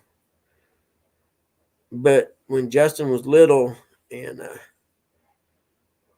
when Bob Ross died, he was really bummed. And I was like, Justin, I said, God needed someone to paint sunrises and sunsets for him. I said, so he took Bob up there. I'll be right back. Yep.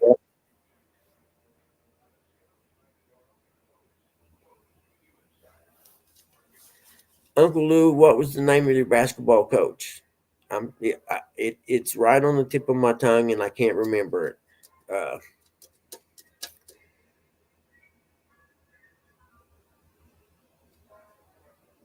Thank you, Captain Morgan. And I told him that so he would remember every time, you see the sunrise and sunset, then you can think of because me and him would lay on the couch and watch Bob Ross I think it came on Sundays and where I lived. And he was a little guy in the wintertime. Hold on, Chris. Let me see what you're talking about. Movies. Oh, the movie Hoosiers? Is that the one you're talking about? Blue Chips. Yep. I like that one. Yeah, Hoosiers. Hoosiers was a good movie. Gene Hackman. Actually, not far from here, you can go to they have the gym in Milan has it's like a little museum place you can go in, and they got all the memorabilia and stuff. And then just south of here in Newcastle has the Indiana High School Basketball Hall of Fame. Because there was a time that, basketball was religion here. Roy Williams, thank you, Uncle Lou. That's the one I was trying to think of. At one time you had Roy Williams coaching Kansas, Bob Knight coaching Indiana, and Coach K coaching North Carolina, not North Carolina. I'm drawing a blank on it. But college basketball got so huge, man, at one time. Where I suppose it's still huge. Maybe I just got old. I don't know.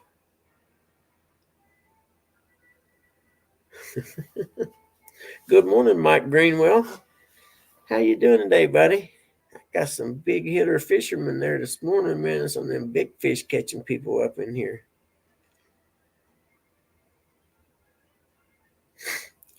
Yeah, Mike, but you'll be making the Friday drive home before you know it, buddy.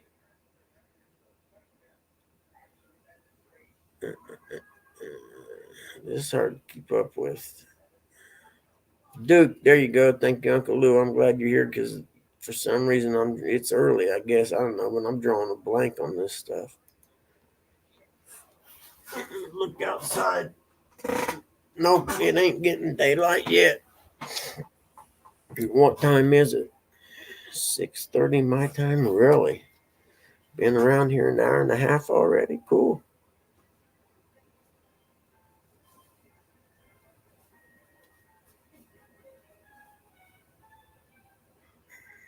Who fishes tomorrow? Does anybody know? I know Danny Stone fishes tomorrow. Do you fish tomorrow, Parker?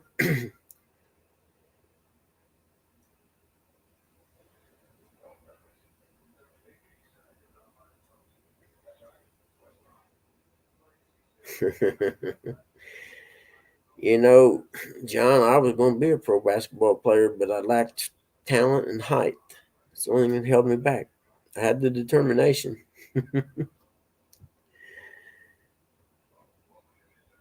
Anyway, so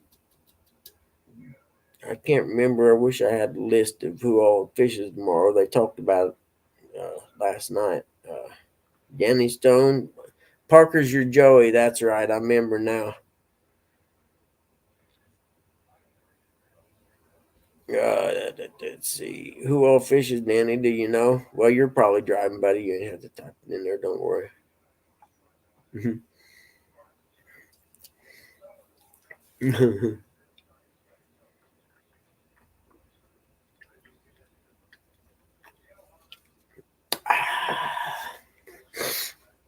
Yes, second Red Bull's almost done.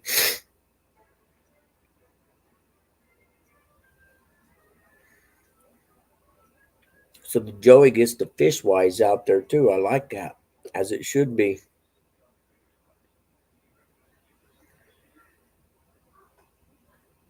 Spec. So the crop you're in full swing right now, John, down there. Didn't you say that it's like the season or whatever?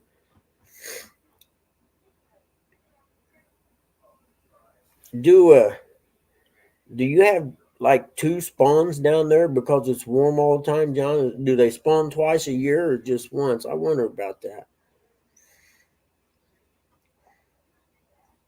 I mean, I know they grow bigger down there because of it's warm all the time, so they'll never go dormant like they do here in the wintertime. Does anybody bluegill fish down there, John? I bet the bluegill down there are probably huge, aren't they?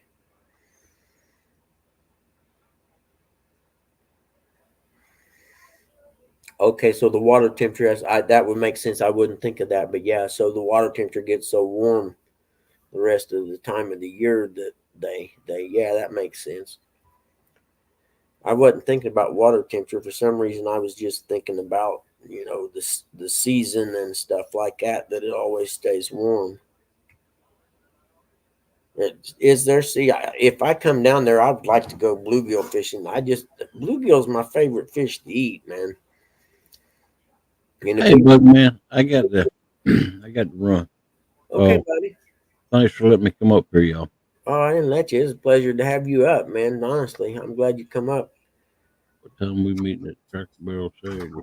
What What's time? that? Oh, I was reading Curtis's. yeah, yeah. I asked him if they were catching, if there was people chase bluegill down there. So I love bluegill, man. Yeah, I do too. You know. All right. Well, we'll see y'all later, man. All right, Hog. Thanks, buddy. I appreciate it a lot. All right. See you Monday morning. Do I have to do anything or does he just go out there on his own? Oh, there we go. Okay, so he just goes away on his own. That'll work. Time we meeting at the Cracker Barrel. You can't wear it. Ain't all you eat at the Cracker Barrel, Curtis.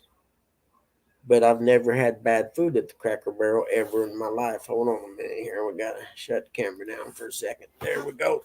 I didn't know Mom back there taking medicine.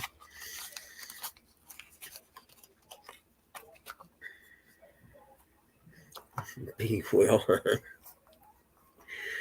Oh, goodness gracious.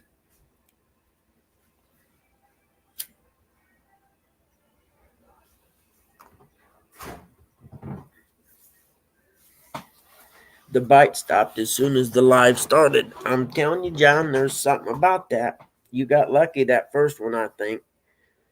Because every time I ever went live, I never caught another fish. One size bigger than you usually wear. You all figure it out one of these days. You'll get some of that iron on two-sided tape stuff, and you'll just iron Ziploc baggies on the inside of your pants. And then you just put the stuff in the baggies and close them up, and they're inside your pants. Whole lot easier than scraping it off when you get home. Oh, has it, Parker? Yes, smallmouth. I've never actually fished them. I've caught a few, but I've never went out and targeted them. That's a whole genre of fishing in and of itself there, man. I mean, that's a whole community. You going live tonight fishing, John?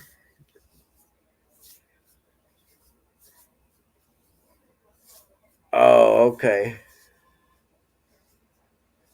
Yeah, I'm familiar with buggering. I was in Europe for a while. I done a little buggering there actually.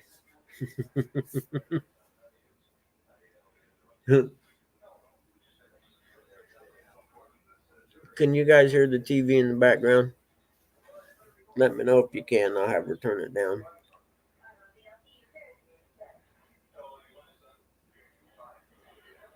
Oh, that's right. Your regular live. Yeah, it does. That's the one thing about White River is up here where I live. It's not real deep, so there's not a lot of catfish, but there's some awesome smallmouth fishing up here, especially when you get over towards Noblesville area and stuff. They got a great stretch of river there for smallmouth. But they did have one of the factories in Anderson had a spill or something, and there was a big fish kill in '99 or '98 thereabouts, I think it was. And all through the early 2000s, they naturally they had to clean it up and restock and everything. But through that stretch of river I'm talking about, they had signs up everywhere. Please don't keep any fish. Catch and release because we're trying to replenish the river. And now 23 years later it's back to how it used to be.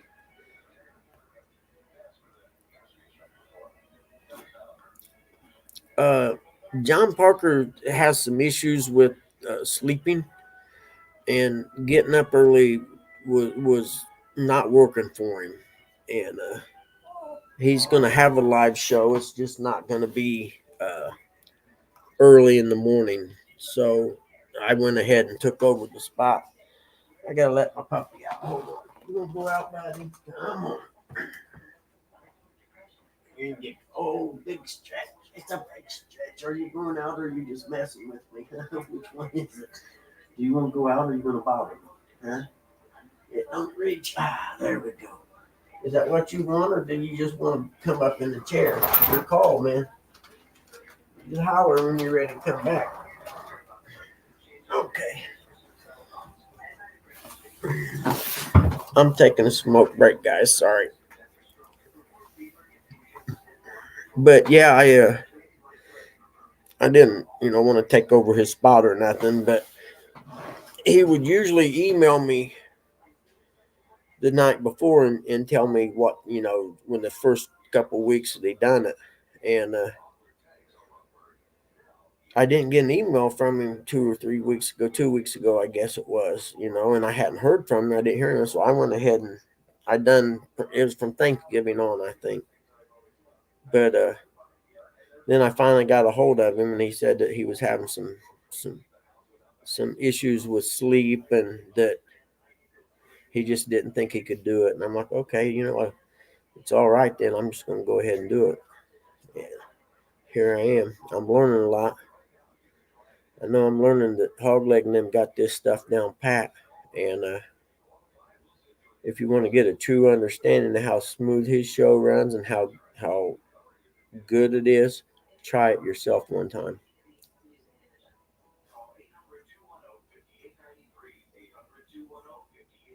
Yeah, that's probably what it was, John.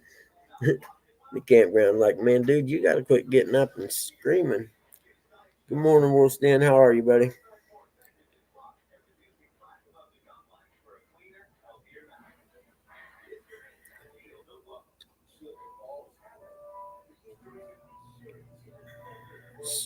Hey, Parker, I heard Danny Stone say you guys were going to make a pretty big hike to where he's going to fish tomorrow. So it was a little bit of a hike in there.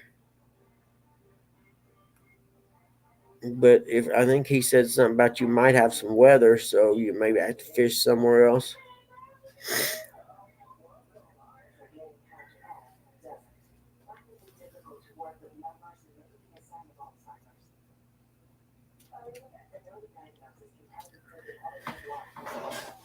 Hold on, man. You ready to come back in, buddy? All righty. Come on. That's a good boy. That's a good man. Yes, it's a good little man. I like the little guy. He doesn't demand a treat when he comes back in. Okay. Let me see here. Where am I at? What did I do? There we go. That's the one.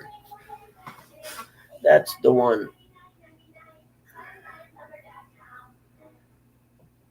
Which I hope they have a live tournament every week this winter. Because Saturdays and Sundays, if the weather gets bad here, it's boring and it sucks. I ain't gonna lie. The older I get, the more I hate wintertime. Good morning, Chadwick. How are you today?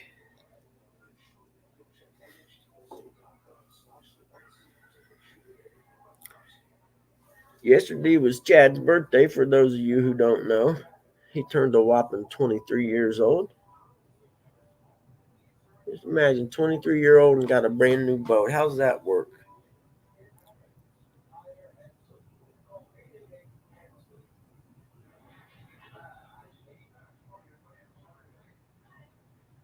Yeah, and if it's raining, Parker, I suppose that sketch gets a little 10 times higher than that. Probably good ideas. See, you guys are better than me because it comes bank fishing. If I can't back my car up to it or my SUV up to it, there's a good chance I'm not fishing it. 20 years ago, it'd have been no problem. I'd have loaded that stuff in a backpack and took off walking. But nowadays, I'm too fat and out of shape. I ain't going to lie. I'd have a heart attack.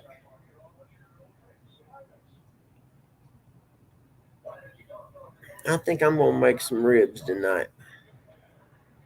I was supposed to make them the other night, but life happened. I guess got busy, and because you never know what the day has in store after Pop gets up. Some days it's easy, and some days it's you got to be kind of attentive. We're starting to get a medicine regimen for him that the nurses set up to control his pain, and so I got me a whiteboard, and I keep track of the times he's supposed to take them at each different time, and because he was bad about he wouldn't take his medication until he started hurting. Well, heck, it's too late then. The object is to stay in front of it, as the nurse was explaining it. So we're 2 days ago or so, we started on the regimen of trying to get him. Hopefully, he'll stick to it. Where yesterday I had to wake him up at 8 a.m., he wasn't real stoked. I was like, hey, dude, you got to take your medicine. And because before I just do it whenever he got up. But the nurse lady said, you need to stick to the regimen. But it's only, I don't do it. I think 9 o'clock's the last one that I mess with. After that, if he goes to bed, it's like if you wake up in the middle of the night, then just holler at me. But otherwise, we'll start over at 8 again. Yeah, it's too young to ruin his credit. Exactly, John. Exactly.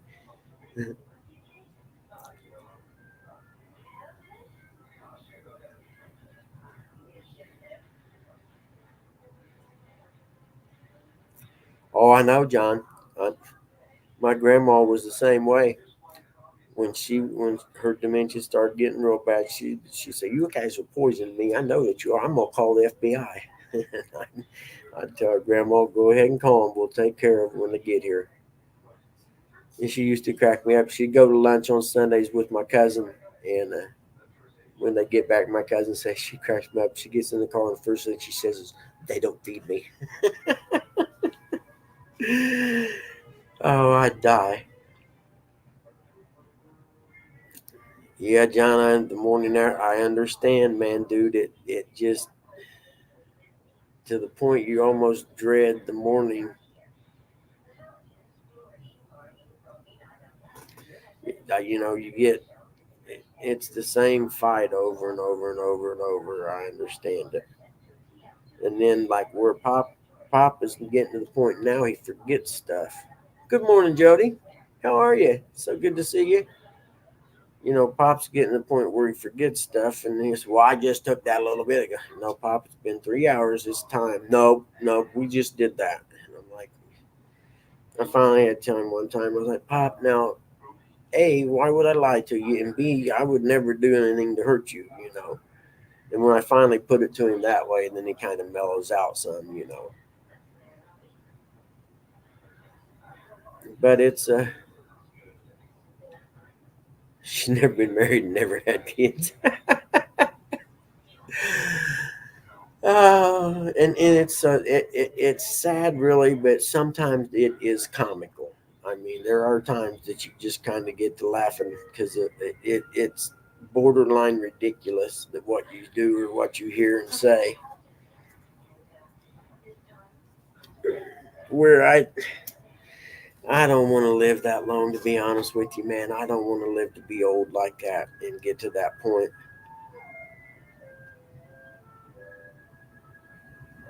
PJ, it's on. Oh, okay, I get it. Lost me for a second with PJ.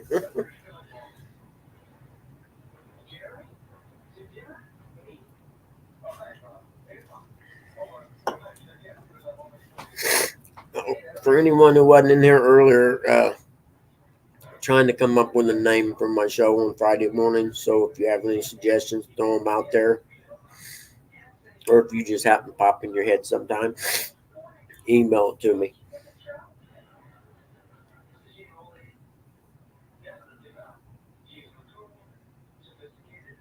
Oh, yeah. Hilly Billy. Grandma was the same way. And then Pop, he still wants to drive, but he can't. And technically he could drive. He can see and pretty good, and he can hear and everything. But I mean, he would get lost. There's no doubt in my mind. There's places we drive by now that he's driven by for the last 80 years, and he'll look at it. That's a really nice lake, or well, that's a really nice house over there that he's seen forever. Hey, good morning, Kelly. How are you, buddy? It's good to see you. So I'm glad he doesn't drive. My best friend and a buddy of mine said that he almost run over him on their Harleys a couple years back, and he swears to God it didn't happen. And my best friend's like, dude, I'm telling you, he almost killed us.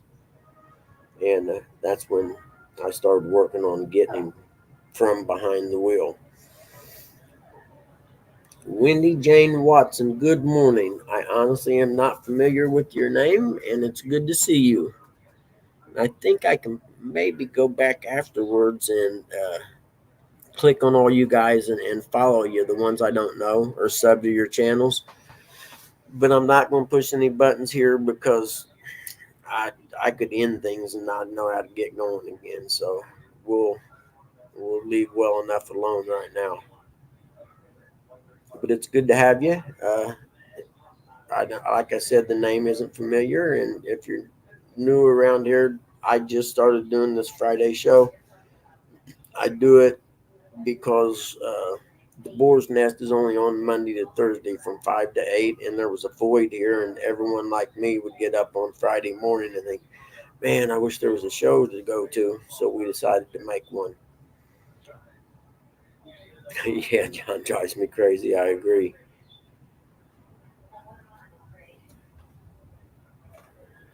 Wendy Jane Watson. You'll have to tell us about yourself, Wendy. I gotta see something here. Let me try something. Nope. See, I can't do nothing from here. The only way I could do it would be that way. Here we go. I can do it on my phone, though, can't I?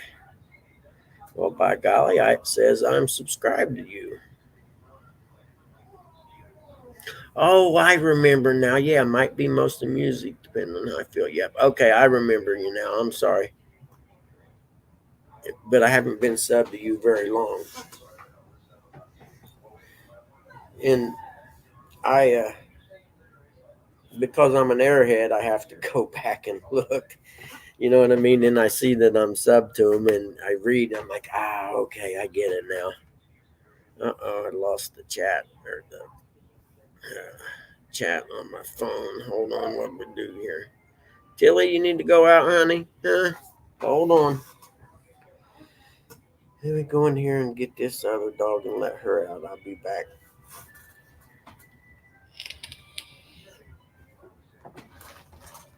What are you doing, Tilly? Do you want to go outside? What are you wondering about, huh?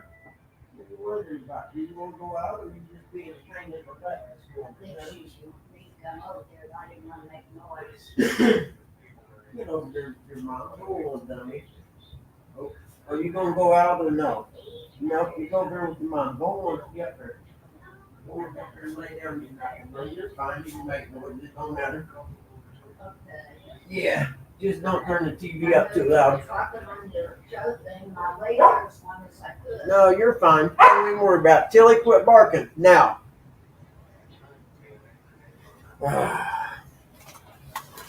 Somebody has spoiled the big dog, and the big dog wants her cheese this morning. I like a piece of cheese. I'm not going to say who it was that done the spoiling, but you have a good idea. She knows with mom, if she barks, mom will give her whatever she wants.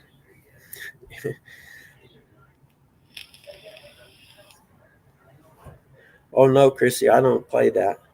They get a treat when they go out and come back in. Well, Tilly, the big dog's figured out that if she goes out and in, she gets in. I finally said, no, man, you're regulated at 3 a day, 1 in the morning, 1 at noon, and 1 in the evening. Because she was going in and out, every 15 minutes.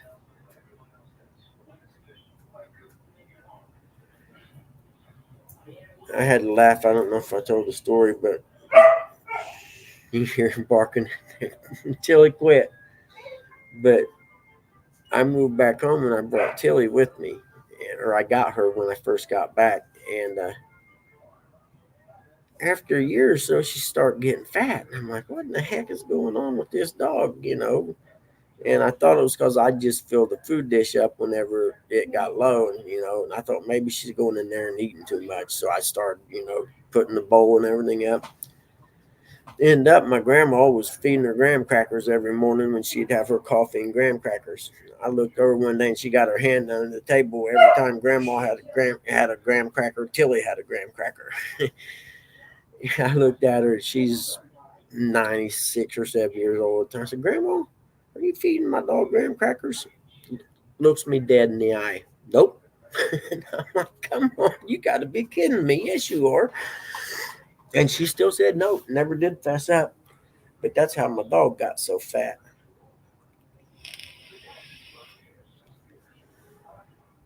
I think I got video clip of it somewhere. I'm smoking right now is why I got my camera off, because some people, I don't know, find that offensive or something, and I don't want to be rude.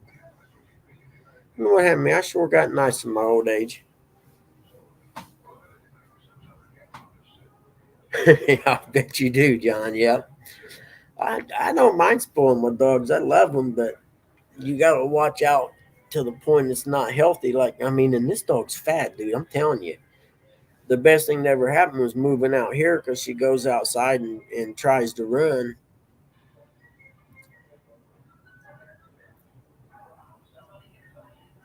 Jody, I like it. I like that Finally Friday with the bug man. We may, yep. Here, let me write that down. Find my notepad. When you get old, you have notepads all around because you always forget stuff. But I'm going to write that one down. I actually like that one. Let's see. Get past all. We'll write it down in the back here.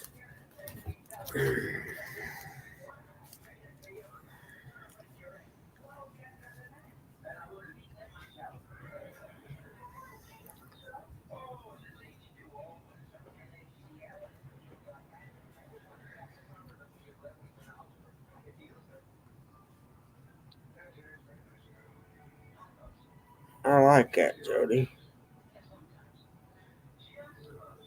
You're awesome sometimes. Yep, I wrote that one down.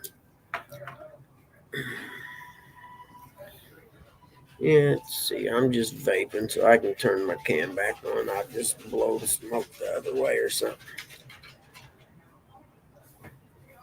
What are you doing? You want out now? Is that what you're killing me, man? Hold on. That piece of cheese. I know. Come on, let's go. You want to go out? Yeah, I don't think you've been out yet today. Do you want to go out or no? No? Okay, well, you just hang out there and then don't be barking. Okay? You just wanted some lovers. That's all it was.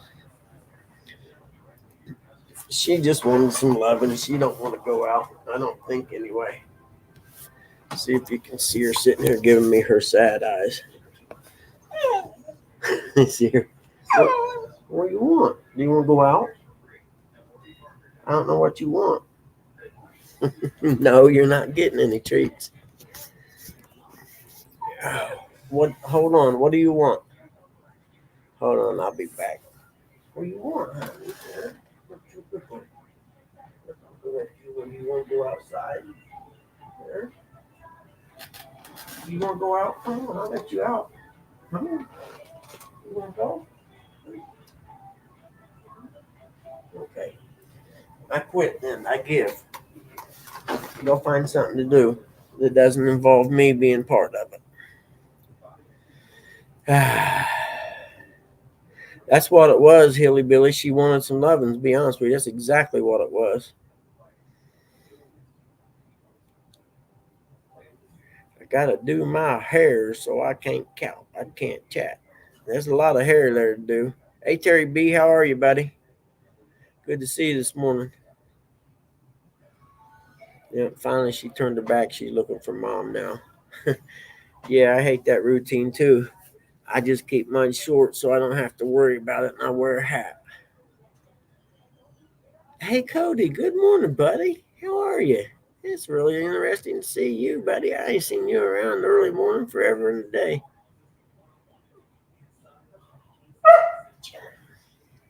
Kelly, quit that, please. You've had enough treats this morning. Screensavers Christie. Cody, you going fishing today? Oh, hold on, we gotta shut the camera down. I didn't know someone was walking around in the background there. There we go.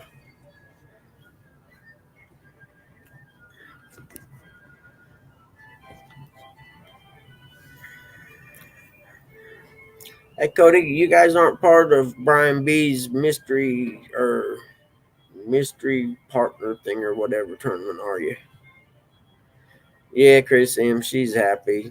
She just, what it is, the big dog's just now waking up. Little dog's been up since 4, so with me a little after 4. And the big dog's trying to catch up now.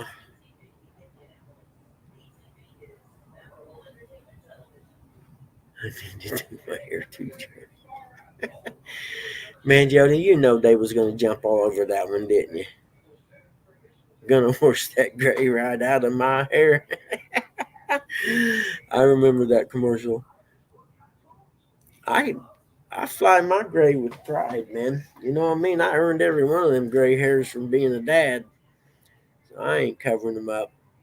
Every one of them was well earned. You're right, Uncle Lou. He probably did. He got up to pee and seen us on the computer somehow.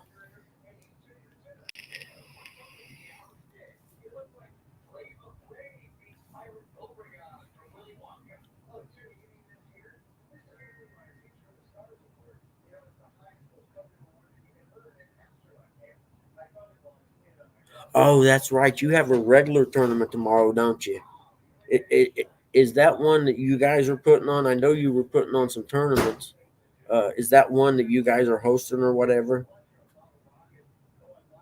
'Cause I forgot all about that. You guys were running some tournaments this year, weren't you?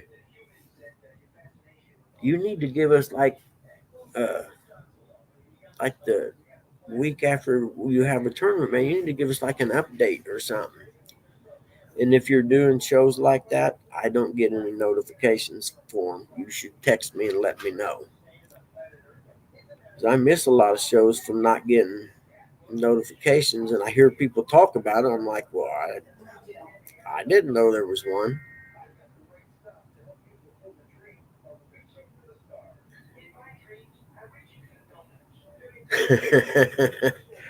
Yeah, Lou, he's got kids to get ready to take to school. Who was it? Somebody was on here, not this one, but maybe it was this, but said that their kids catch the bus at like 6:45 or something, or 6:30, something like that. Crazy. Like, you got to be kidding me. It may even have been 5 something that they had to catch the bus. I forget, but it was something crazy. And I've been like, no, I'll just drive them to school. From you kidding me? And there we go. Everybody's going back there. And they keep saying, like, what was it when we were kids? Didn't schools get out in June and stay out till after Labor Day? And his fancy watch told me so. And so now they're like, well, they weren't going to getting enough school through the year or whatever. They weren't going to school long enough, so they've really changed school around where they, X amount of days they have to go a year or whatever. But I haven't really seen the results in the quality of education getting that much better or whatever. Worst thing ever happens, the federal government getting involved in the education of our children.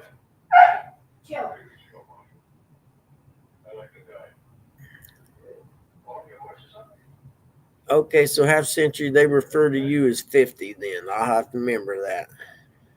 I'm probably the only goofy one out here saying half century.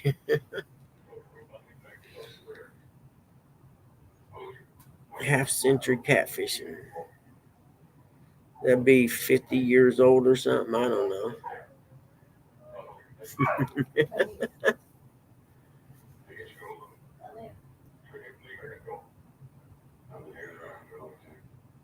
No kidding, Chrissy. Because of the coyotes, what they need to just organize a posse and have a hunt and take care of that. I may be mistaken, but I think you can shoot coyotes up here around here year round.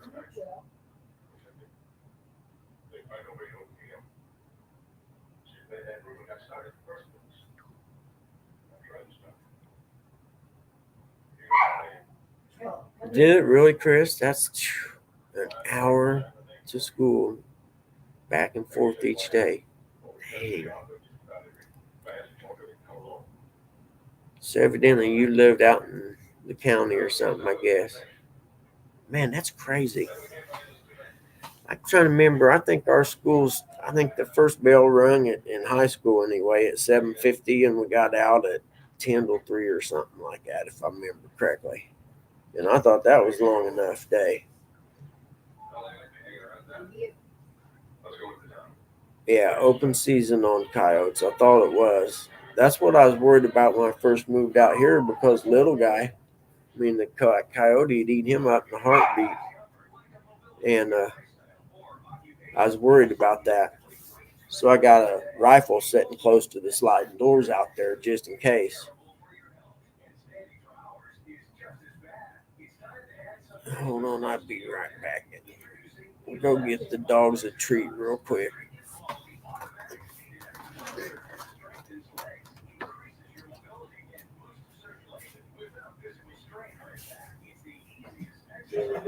Now determined to be a pain this morning, ain't you, honey?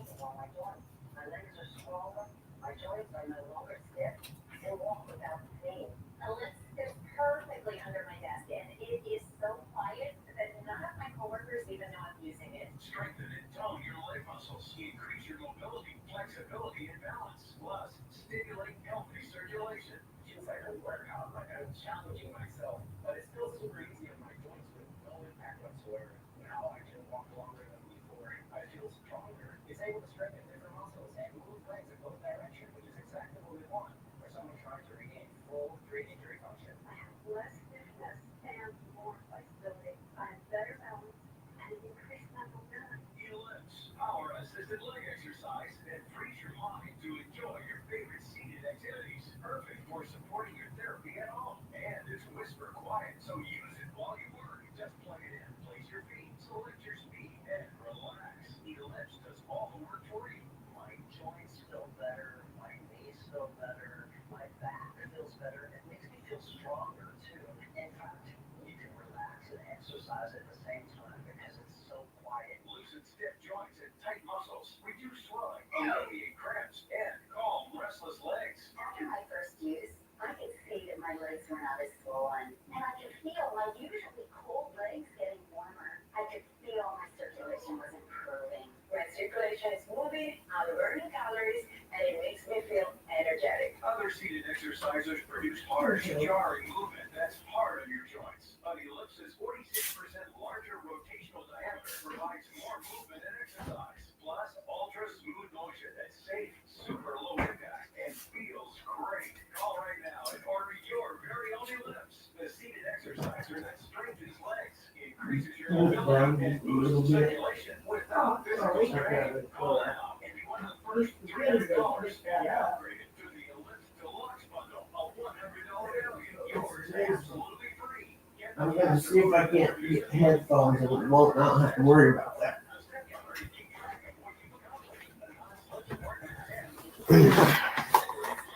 Sorry there, the TV got a little bit loud.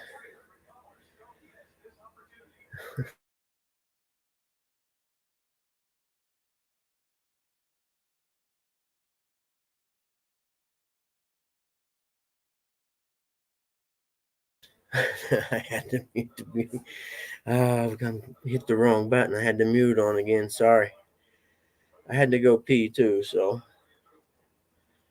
But did you guys hear the TV well enough? Ooh. Oh, it's getting daylight. You know, that's interesting. The camera makes it look brighter back there than it actually is.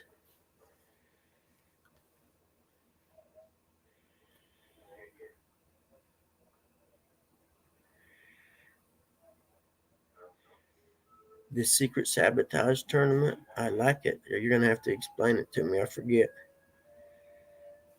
Secret sabotage. How did it work, Cody? I'm sorry. I forget how. Let me back up on the chat here a little bit. Hold on.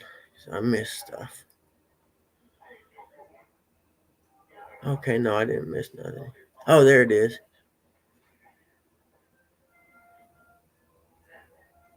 Oh, man, you're kidding me. 35 mile an hour and wind. You know, that sucks. You can't predict the weather when you schedule that stuff. Man,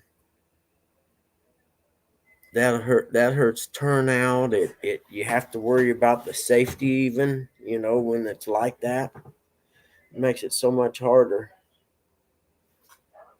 They and that's is that on the lake up there where you guys fish at? So it's pretty wide too. The wind would have a huge factor on that.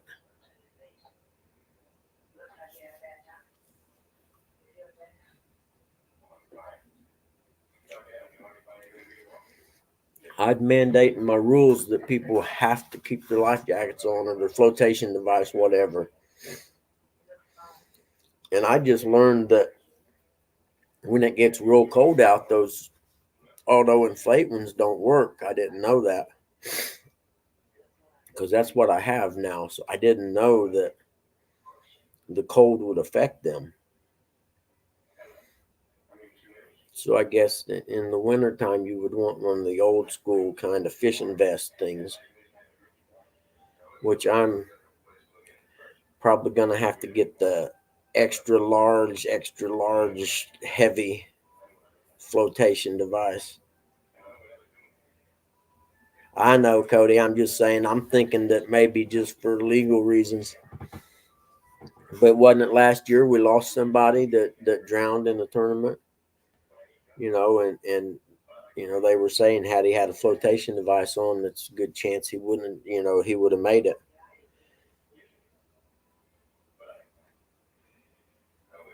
I would wear it when the boat was moving, especially. I don't mean all the time, but like tomorrow, if you're going to have high winds, which means you're going to have chop on the lake, and you can always, you know, get some rogue chop that turns out real big or whatever, and you know, Lord forbid you get bucked out of the boat or something. I've seen it happen. You know, and then you got to think by the time you react to someone flying out, slow the boat down, turn around, and get back to them. If it's real cold, you know, that cold water zap your breath from you. You won't be able to breathe.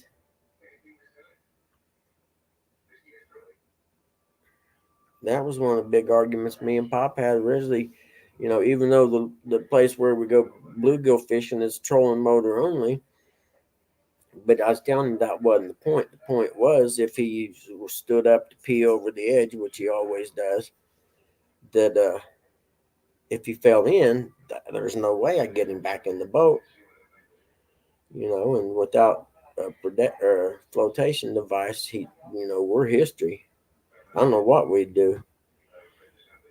I laughed. He said, "Well, just hold on. You can pull us over to the bank." And I'm like, "Pop, you ain't gonna be able to hold on that long with a trolling motor. It'd take forever to get to the bank."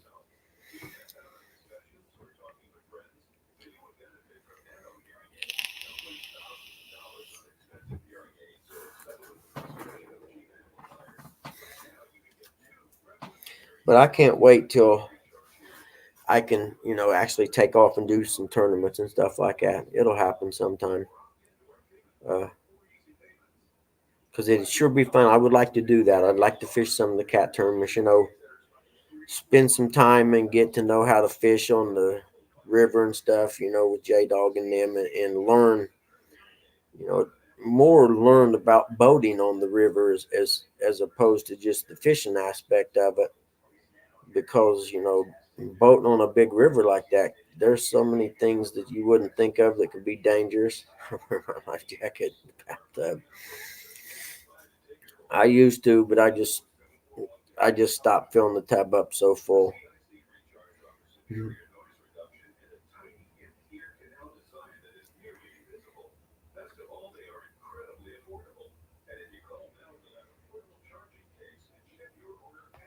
Yeah, no doubt, Chrissy. He can't swim. See, I would never even step on a boat without a life jacket on if I didn't know how to swim. I don't care how big the boat is. You can laugh at me all you want, but when the boat sinks, I'm still alive. You know, see, Chrissy, and that's the same thing with Dad. I told him I'm not physically able to hold on to him that long to get to the bank or nothing. You know what I mean? What are you doing, buddy? Huh? That you'll come and see somebody? Huh? You want to say hi? Say hi, everybody. What you doing today? Is you a good boy? Huh? Is he good, man? You just come to see if I had any food, huh?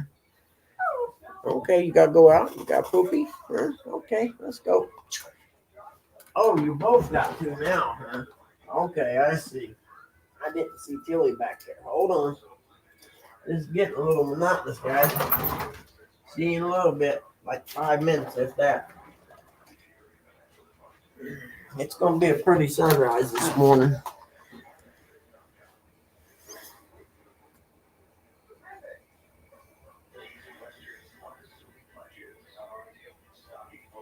You wouldn't even get on the boat. You know, it's kind of like not knowing how to swim. Or, I mean, I was 4 years old. We was going to the Ohio River, on the boat, and then I couldn't imagine going through my life not knowing how to swim. But I was on the swimming team in high school. I wasn't any good at it, but I did it. And I had no idea what I was thinking. Heck, we had to be there at 5 o'clock every morning to swim, and then swim after school. Logs and sunshine. Yep. Yeah, it's gonna be a nice sunrise this morning when the weather gets warm in the spring. I'll just sit out on the deck and do this. But it's a little cool to be sitting out on the deck today. Yep, hold on. Didn't see somebody walking around in the background there. I'm gonna have to. I think I may change the angle of my laptop actually. But I have an aunt. Come to think of it, she don't know how to swim, and they always had a boat and stuff. I don't know how you could have a boat your whole life and not know how to swim, though. I mean, that was some of the best part of going boating was jumping off the boat in the water.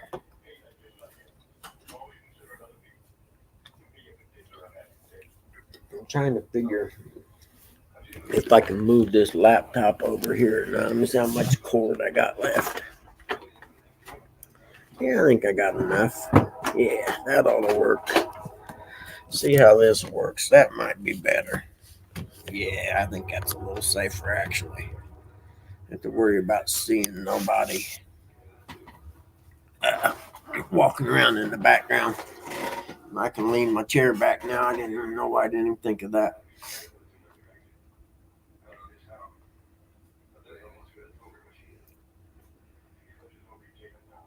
Let's see. So Cody's gonna turn. Oh, I'm coming. Hold on. Here, little guy. There. I know. Hold on. Little guy, come on.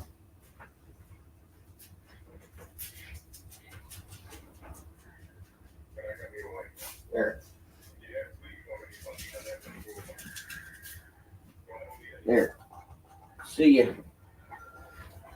It's really a good time to take a nap, guys. I'm sorry. Yeah, the sun's coming up. Yeah, exactly, Chris. Yeah, me too. Yeah. In the summertime, it comes up right dead through the middle of that screen door, but it's more to the south now. It comes up through the trees back there.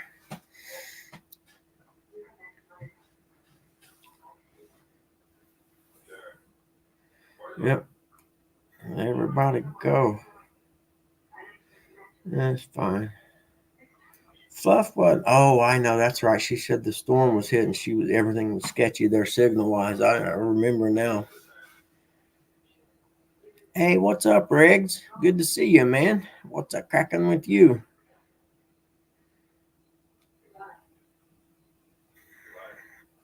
How'd you all do yesterday?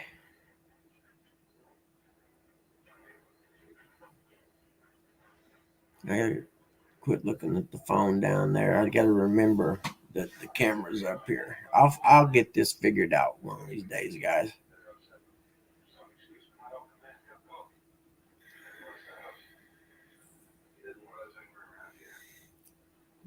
My neck doesn't look as fat this way, does it?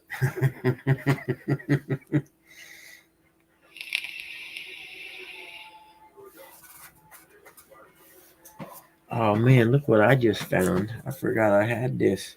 Some of that Chex Mix stuff. What's it called? Chow stuff or whatever. Heck yeah. I'm liking it.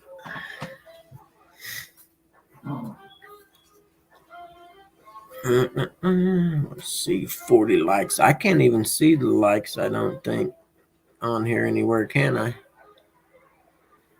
Because on the screen, I don't see it anywhere. Caught about 20? No kidding. Were you all live? And if you were live, how in the heck did I miss that, man?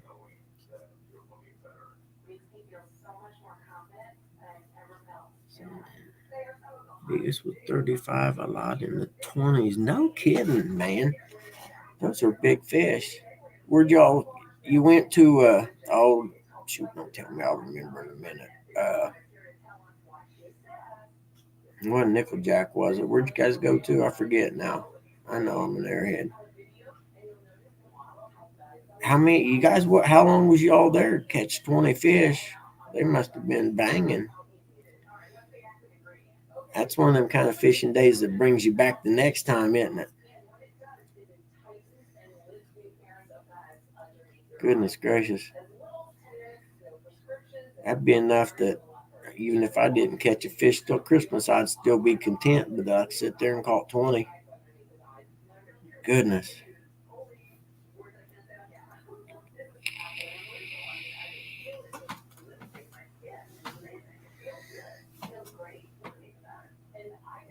I don't know why I turn and blow the smoke away. I see Hogleg blows his down. I figure maybe it's rude or something. Which I gotta figure I may have to fill my thing up. I'm trying to use this to slow my smoking down and then eventually do away with smoking because I gotta quit, man. If I plan on being healthy enough to do anything when I get the chance after mom and dad are gone, then I'm gonna have to quit smoking.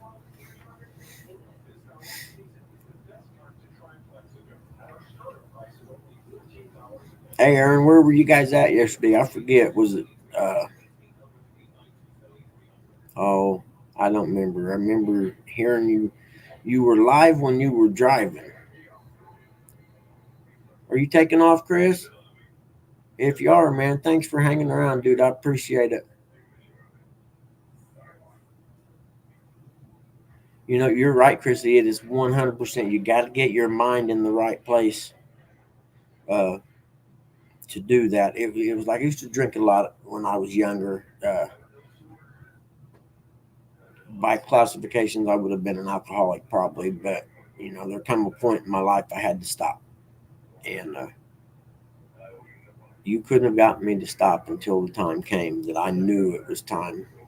Hey, Chris, we'll see you, man. Thanks so much for coming in, buddy. I sure appreciate you hanging around this morning.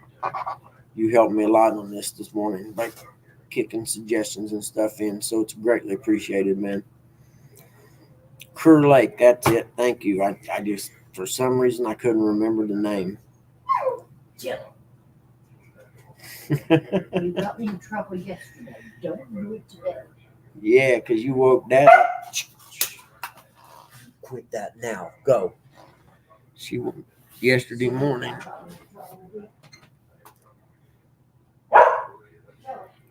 Yeah, Cody, I'll be on till 9 God's time.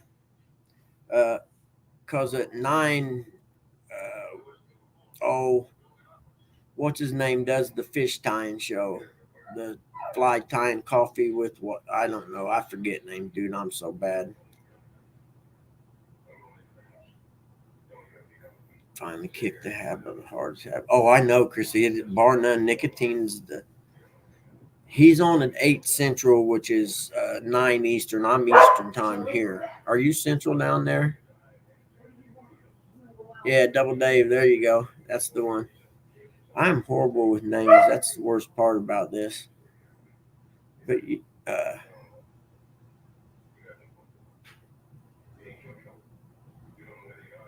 okay, cool, man. Yeah, if you get there in time, and it's 6:30 Central, so it's 7:26 here. Okay, yep, we're an hour different. Kentucky's different than Indiana time. I didn't know that. Huh? I thought it was the same because geographically it's pretty interesting. See, they need to just leave the time alone and quit switching times in the spring and fall and just let it be. Keep life easy. Let's see.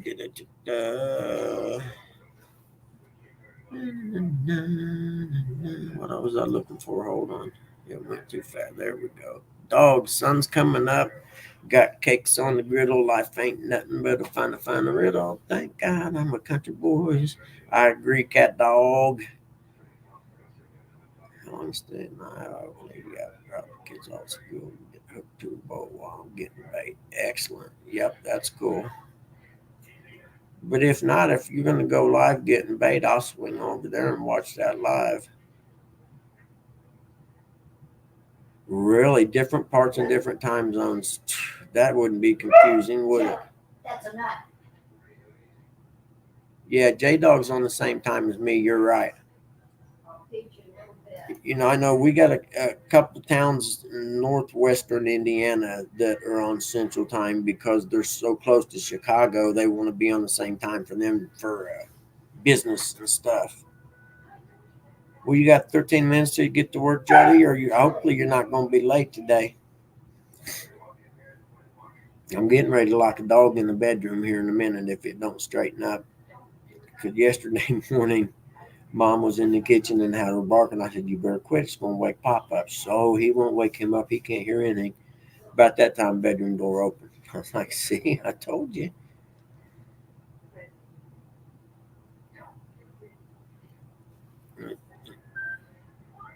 Louisville's on the same time zone, different parts of Kentucky. That's interesting. Morning, Rhonda. Hey, Rhonda.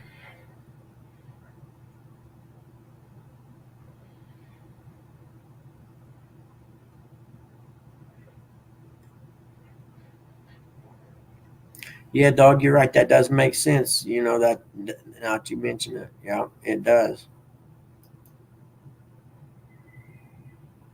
Doing my hair too, Jody.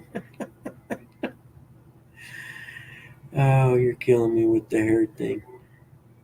I couldn't imagine having Jody's hair and have to take care of that all the time. I have a hard enough time just keeping my goatee trimmed. You kidding me?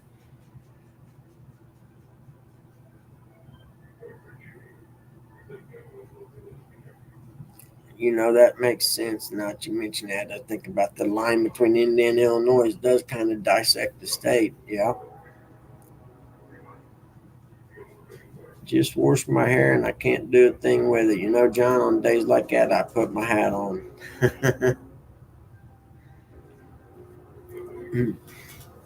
Oh, Half Century has a lot of hair. Okay, cool. See, y'all got that 50 and 50 Cent nickname. I didn't know that. I have to remember that.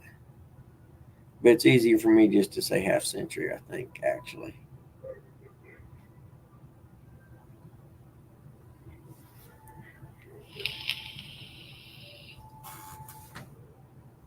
You know, I noticed doing this that time goes really fast because it's 7:30 already, and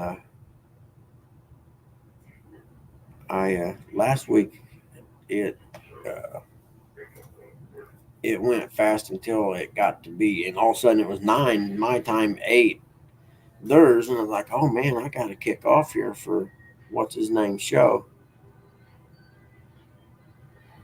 No skunk jokes on me tomorrow. You won't, skunk Jody.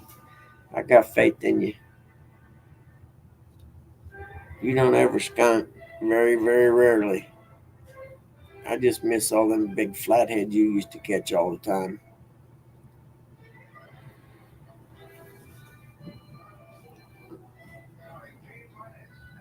He's not out there, little guy. Double Hook, good morning. That's what we were just talking about. Your show coming on at 9 my time, 8 your time. We're having trouble with the whole time zone stuff. Good to see you this morning.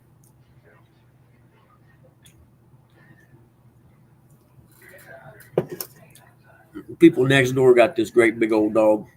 Butter is his name, short for Butterbean. And he used to come over every morning, and him and the little guy and him would run around in the yard. But the people's dog before that got down the way and got hit on the county road up there. This here's a dead end road with about 8 houses on it. So all of a sudden he has his collar on with a little box thing on it, and I guess he got out of the yard and went too far, and they got mad. So now he can't come over no more, and it just breaks little guy's heart. So he goes to the door every morning and looks, and then as it gets daylight, I put him out, and he'll sit out there on his little, because I keep him on the cable because he runs too. And he'll sit out there at the end of his cable looking over at Butter's house barking, trying to get Butter to come out and come over. And he can't come over past his yard anymore. But usually I'll know when he's out because little guy will go nuts, and I'll go out there and I hook him and let him run over there. But he's grounded right now because last Friday he took off and went across the road where the other dogs are, and I'm like, sorry, dude, I ain't chasing you.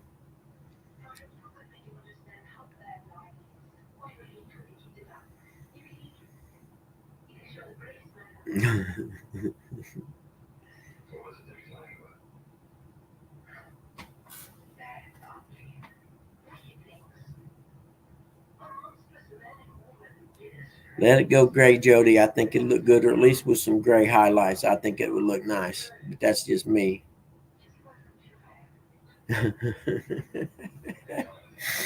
I'm collaring them roots as we speak. What do you do when it's just the roots? You get the little brush thing with the dye, and you paint it on them and let it sit for a while. Past tense. Goodness gracious. Yep, gray streaks would look cool, man. I dig gray hair on women. I think it looks cool. Used better than never used to. Yeah. I know my hair is almost going gray now. It's not. It's close. A little bit still right here that's not quite gray. And gray or silver white is what Mom said. It turns silver. My uncle's is silver. And when it gets full silver, but I don't ever let it grow long anymore unless I just get too lazy to go get a haircut. J Dog is in the house. Let's spice this chat up. Who wants to go get him, J Dog? Free reign, brother. Get them all fired up. How you doing this morning, J Dog? It's good to see you, buddy. It's going to be a beautiful day in America today. I have decided this. Ooh, it's getting daylight. Hold on. Look at that. Oh, a couple clouds, though. But I'm going to watch the weather, and if it even gets above 45 or 46, I'm going fishing today. It'll be late afternoon, but I'm going. I think the nurse comes today again.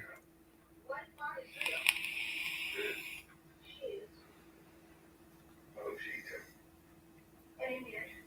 Well, Don't you believe me? nobody told me outside of the fact that White wanted it. Folks don't have time for it either. You know what? Yeah, Jody, I miss a lot of your live anymore because usually about 10 or so I'm headed to bed because little guy gets up every day between 4 and 5 a.m. because he thinks it's time to get out of bed then. Except this morning, of course, the alarm goes off and he's laying there like, oh man, dude, we really don't need to get up today. And I'm like, yeah, any other day, you're just going to jump up ready to go out. So we had to argue about it from 4 to 4:30, and the 4:30 alarm went off, and I had to get up because I had to remember how to set this up because I've only done it twice or 3 times now.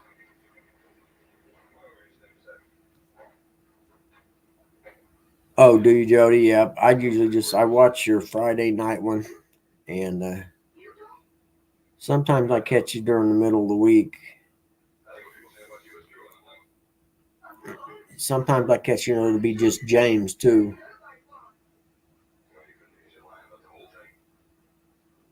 Push James in the water to get the rod.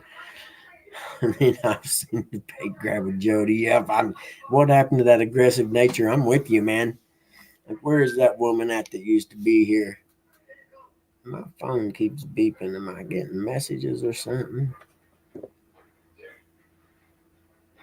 Okay. Keep my name out your mouth.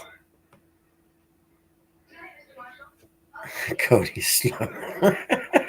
I just got your text, J-Dog. That's too much multitasking for me. I can't go between the phone and text and all that. Are you kidding me? Man, I'm getting old. Look at it. My goodness, what happened to that handsome young man I used to be?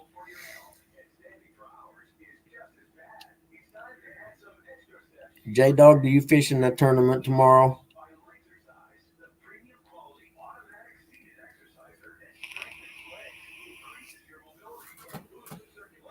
Keep your name out my mouth.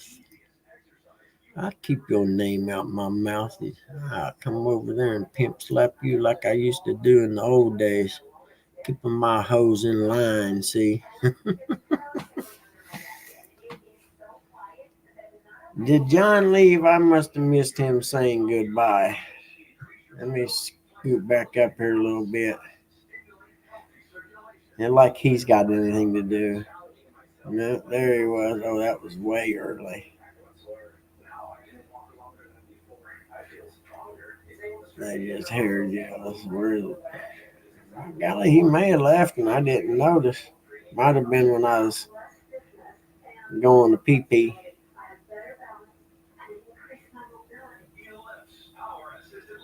Yeah, right there. Gray streaks red. All right, he was there a second ago. Oh, well. All right, Jody, be careful with that hair dye stuff. You don't get it in your eyes. It burns from what I hear. I used to be. Riggs is asking for it now. Jody will get you 1v1 and have you wearing a dress if you're not careful.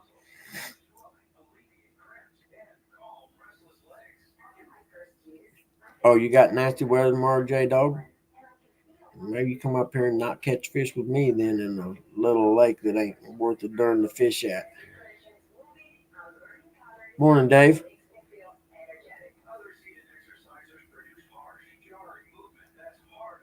I have to watch the weather. I wonder if my weather is going to get bad this weekend.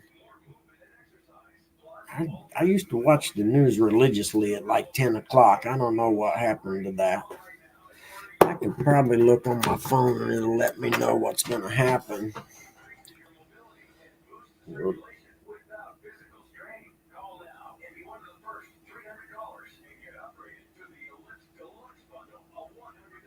Let's see here.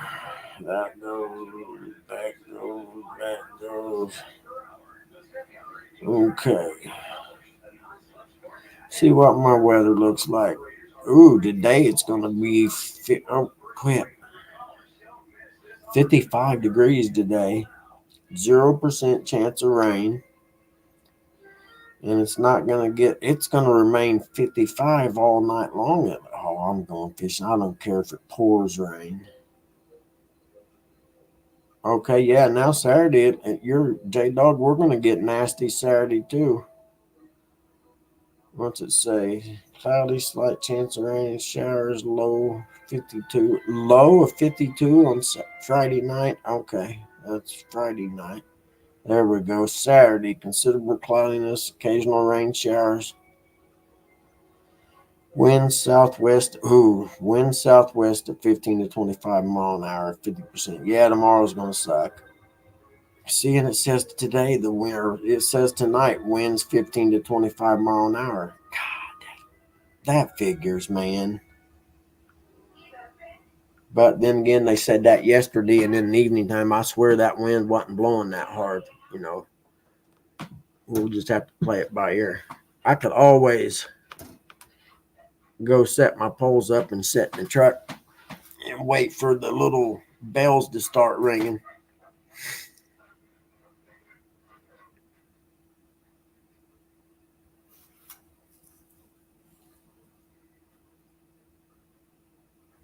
Yeah, Brian B's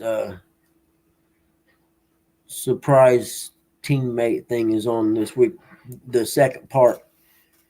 And I just assumed if he had 2 days that he would have a fish off between the two winners. I don't know if he's going to do that or not because he acted like last week he didn't plan on it. And he asked people in chat what they thought. And I'm like, well, you got to have the two winners go against each other. That just makes sense. And then we talked about it earlier.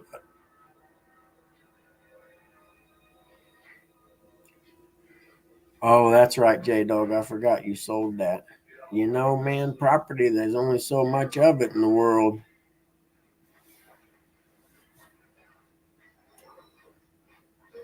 Let's see something real quick. This gets by me so fast. Sometimes it goes fast and I miss stuff.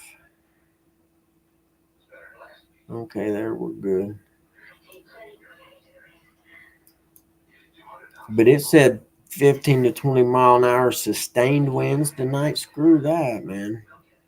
If I had somewhere to fish I could get out of the wind, it'd be okay. But let's see, southwest. If there aren't a lot of campers at the place where I caught that walleye at and I can cruise in the campgrounds and back down the little boat ramp, then that would work. There's nobody putting boats in and out at night there anyhow.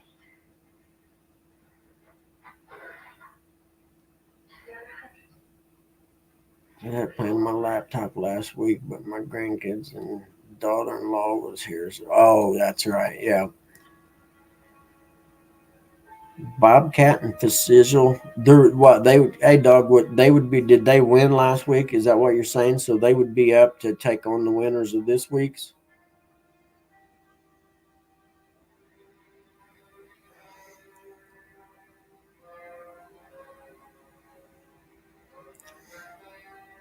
When's that, Regs?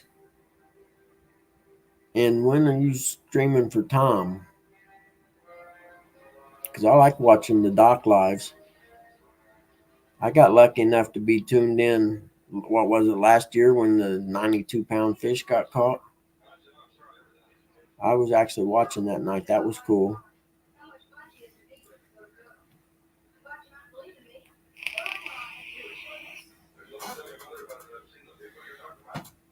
Yep, that's on my bucket list to go down and fish on the dock one time. You know, it's the best part that I got because I can't travel right now. I'm developing this big bucket list of places I'm going to go fish, and I've got a year's worth of places to fish coming up when the time comes. Okay, that's tomorrow. So Brian B's hosting my tournament for me tomorrow since I'm streaming for LG Bass. So what's LG Bass is just you guys going to the dock fishing. It's not a tournament or nothing, is it? Oh, Tom's in the tournament. Okay, I'm with you now.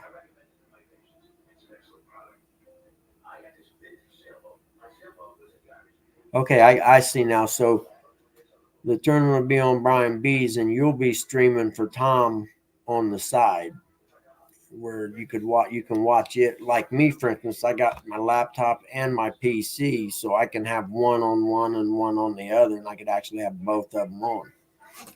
But the PC doesn't have any audio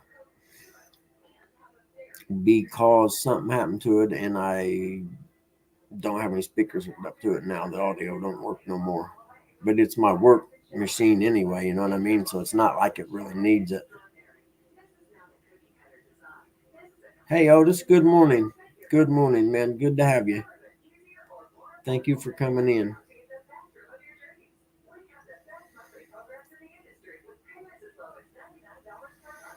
So then if it is raining and yucky Saturday, I could turn the tournament on my laptop with my earbuds in and be listening while I'm doing some cleaning, because I need to do some dusting around here. That list never ends. Good morning, Ashley Brady, my favorite person in the world. How are you today? You know, between vacuuming because of the big dog, I've never had a dog in my life shed as bad as she does.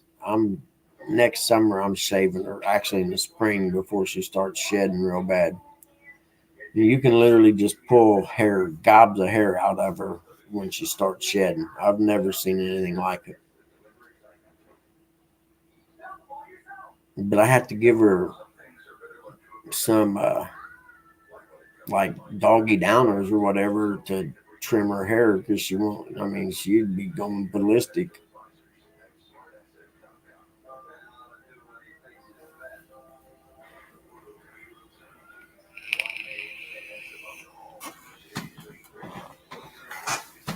Well, I thank you, Ashley, for saying that. It's extremely kind of you. Oh man, I gotta remember. I've got to go see a house today. I'm gonna have to. The first thing I'm doing when this is over, I've got to pull that file out and get it on the top of my desk, because it's a duplex house, so it takes a little more paperwork. And it pays a little more, but right now not much more, because when it gets slow like this, the lenders tend to lower the price, which kind of makes me mad. You know, what would normally be, like, for instance, this one would normally be $700. Well, it's only paying like $550 or something like that, which is just like, really. But it's better than a kick in the testes, so I should quit complaining.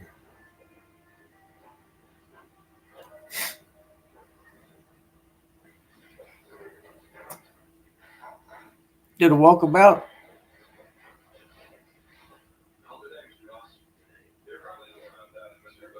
Yeah, John, you're just going to have to get the gun out and start dropping some pigs, man. They're out of control anyway, so you might as well just drop a few and take the meat somewhere charity.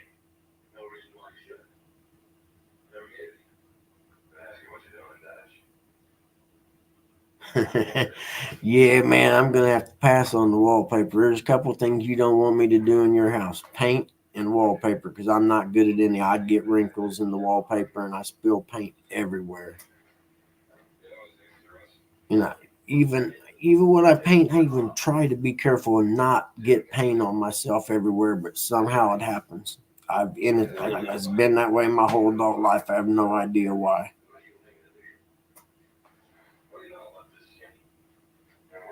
Oh, do you, John? I'll have to search your archives and see that. Yeah, I'd like to shoot some hogs.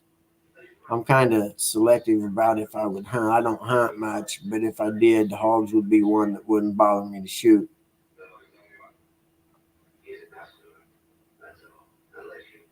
Windows. Is that putting windows in or cleaning windows? Where I done okay putting them in, but I sure sucked at cleaning them.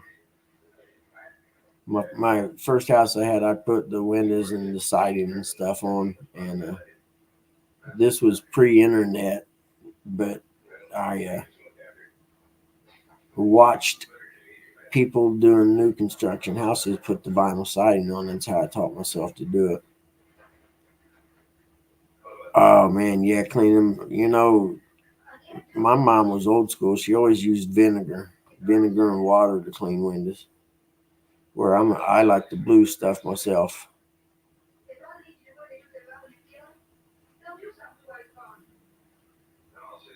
Ah, even with a squeegee. You know, I'm real bad about because I'm short cleaning the windshield on the Buick, man. I can't reach to the middle of it.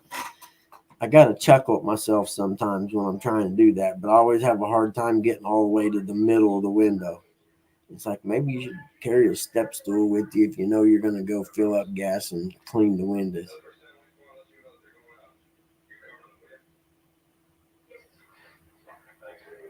To spear one. Yeah, John, that's a good idea, John Rambo. Use your stand to shoot them in top of the head with. Because if I'm shooting pigs, I'm going to be elevated in case I miss. Because they can really mess you up. Yeah, I'm on the streets. From working at the school, I used to have to clean the entryway windows on the doors and stuff, so I got good at it. Yeah, just stand on the tire, yeah. There are disadvantages to being short.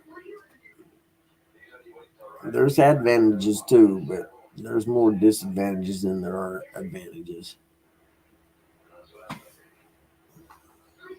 I was telling someone about sweating and how I turned my catfish fishing hat from gray to almost white.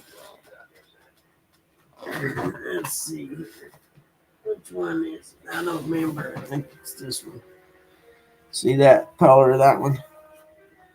And because I sweat so bad, they turned to that.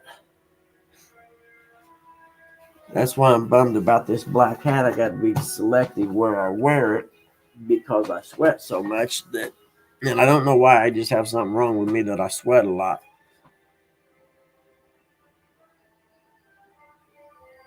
Yeah, step stool in the kitchen. Yeah, we have one of them little two-step things in our kitchen too. That it's like a little miniature ladder thing or whatever, just to reach stuff on the top shelves.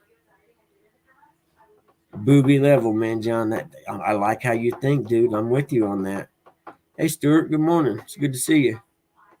Yeah, booby level. I like that.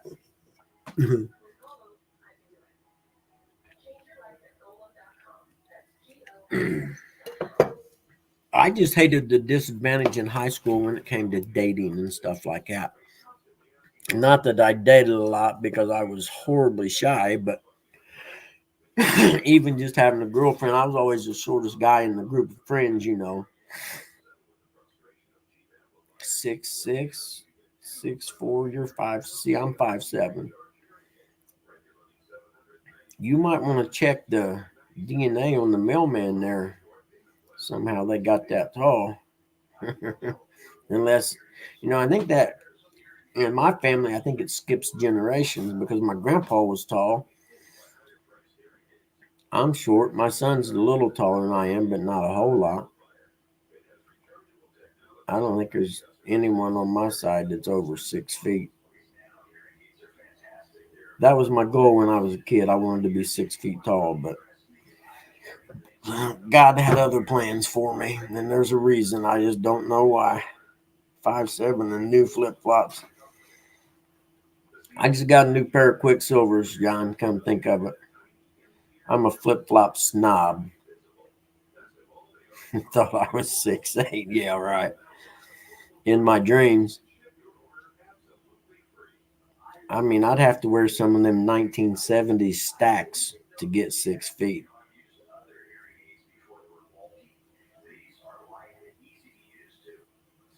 Wow, 6'1". She passed at 18 years old. Wow, man, that's harsh. I'm sorry. So you grew up without your mother, man, dude. That's horrible. That was just that would be so hard.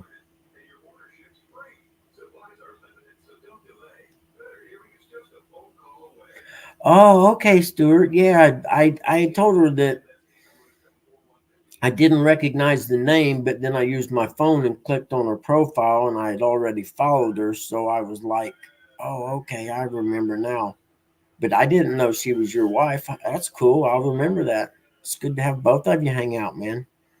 Uncle Lou in there creeping until the booby level come out. Hey, DHA, we'll be kicking off at 9, 8, my 8 your time, I guess, to kick over to your show when it kicks on.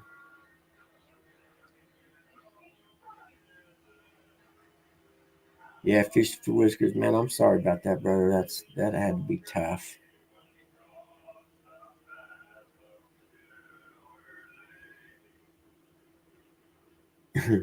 Booby level.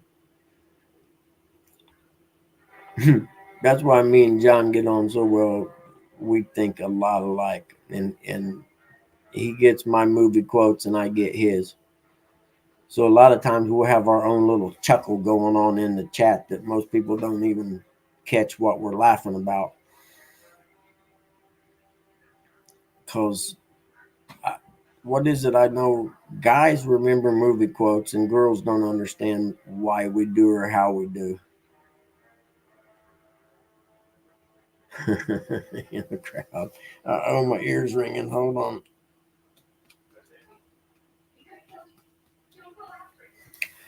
You know that trick? If your ears ever start ringing and you put your hands over your ears and you tap the back of your head like that, it quits right away. Swear to God, if you ever try it, you'll see. I didn't believe it either, but when your ear rings, if you do that, it'll make it quit. I don't know why. It just works that way. Someone showed me one time, and I've never forgot it. Stuart the Fish Whisperer.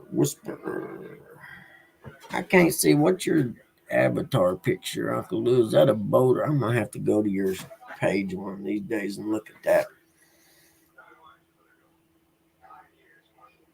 No, Uncle Lou, the voices in the head. You're best off just accepting them and carrying on the conversation with them when people aren't around.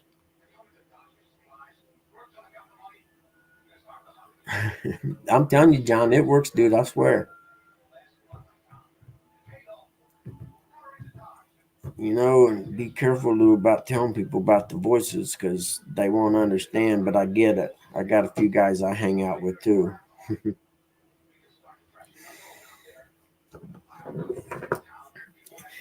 That's all right. Who's to say that us who hear voices aren't the normal ones and everyone else is just weird?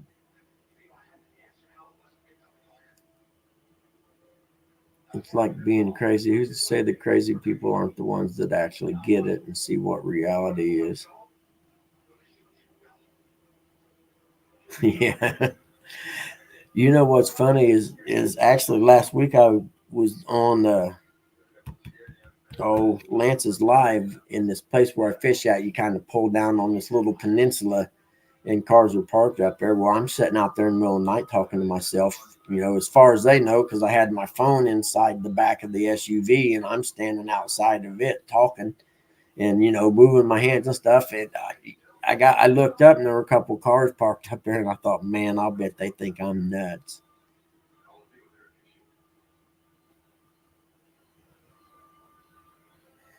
Yeah, but which ear is it? My right ear, I think. I actually was cleaning my ear with a Q-tip one time, and I had the Q-tip, and I reached up to do something, and I left the Q-tip in my ear as I reached up, and my arm hit it and drove it in my ear. Dude, dropped me to my knees. Literally, I pulled the Q-tip out, and there was blood on it, but I was young, just me and Mitzi just got together. I had no insurance or nothing, so I just didn't worry about it. But I don't hear the greatest out of that ear now. But Man, dude, you talk about a pain like I've never felt before. It literally dropped me to my knees. And people think I don't listen to them, but it's like, no, I can't hear you if you're standing on that side.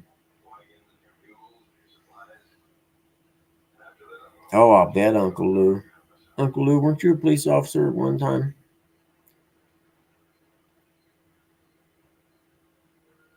I wasn't walking around with a Q-tip in my ear, Goofy. I was standing at the mirror and I was cleaning my ear and I reached up real quick to do something. I don't know if it was to catch something that was falling or something, but I hit the Q-tip. Yeah, no, I didn't walk around the house. You know, Chris Hemsworth cigarette butts. I learned that one in the Army. You know what affected mine a lot was the generators in the Army because you were supposed to wear earplugs when you ran them, but we didn't really pay much attention to that. And I look back now and that had something to do with the hearing thing. I could probably go to VA and have a hearing test, whatever, but I ain't got time wearing no earplugs.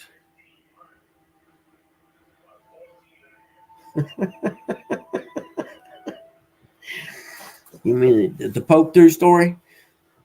It's a single ply, man. That's what it was. You can't switch from double ply to single ply without having some accidents.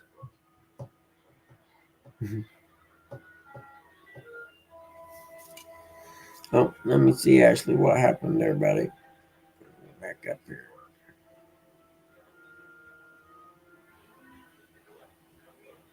I missed it, Ashley. Hold on.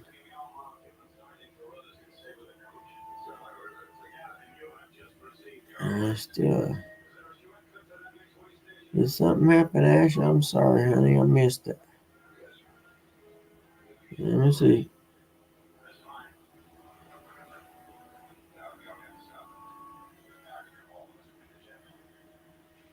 I don't see anything. Okay. I thought I missed something that happened with Ashley. Oh, well. I missed it. I'm sorry, Ash. Can you hear it, John? Yeah, I need to go in. It is Perry Mason. That's all there is on in my house is these old TV shows. It's that or westerns. Hold on, I'll be right back.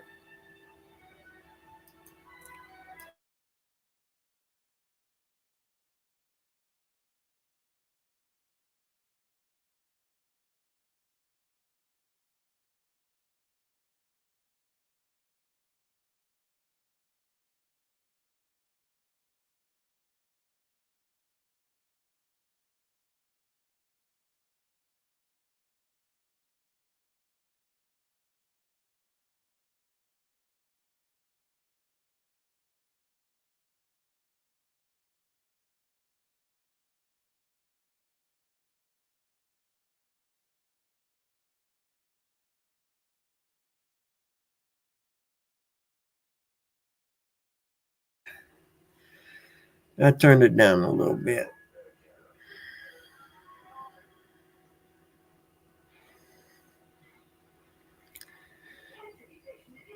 I'm sorry to hear that, Ash. If there's anything I can help with, honey, let me know.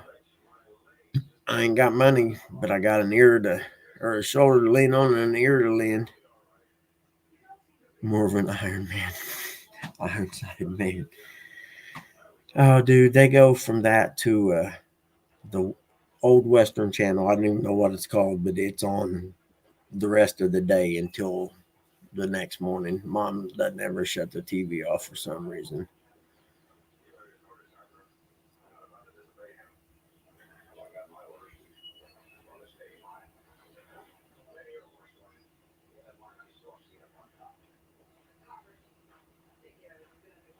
I'm looking, Ash. I'm sorry I missed it. But yeah, if you need anything, Ashley, drop me a line, man. My email's on there. And I check it repeatedly during the day because it's the same as my work email. You know, Ash, I found that this is a community of people that legitimately care about each other, and that's such a rare thing on the internet. Murder she wrote all the time. Yep. Now, it used to be when Grandma was here at 8 o'clock, Leave It to Beaver came on from 8 to 9. And then from 9 to 10, I don't remember what it was, but from 10 to 11 was Let's Make a Deal. And from 11 to 12 was The Price is Right. And that was just every day for as long as I can remember. My grandma watched Price is Right all the way back to the 70s. Yep, Ash, it is. I'm serious, man. It's a great community. When I first come back here to take care of Mom and them, I didn't want to come back to my hometown. I hate it, and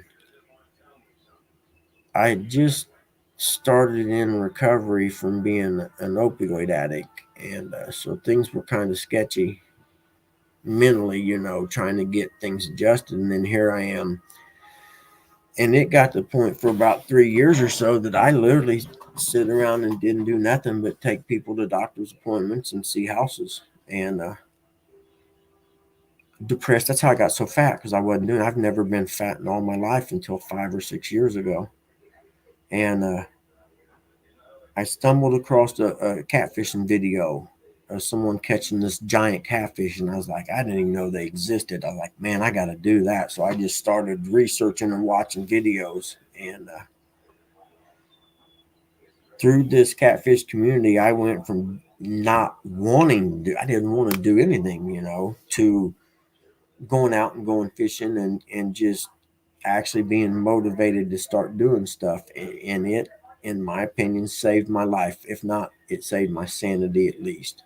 And so I vow that if I can ever help anyone, I do on here, because it helped me. Little Debbie, dude, I don't know how I didn't get fat. The first thing I done when I got out of the Army was deliver Petridge Farm cookies. Are you kidding me? Whew.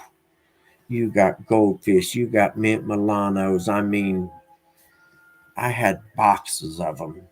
And yeah, and how I was young then, I guess, metabolism. But man, to this day, I have a fondness in my heart for the mint Milano cookie.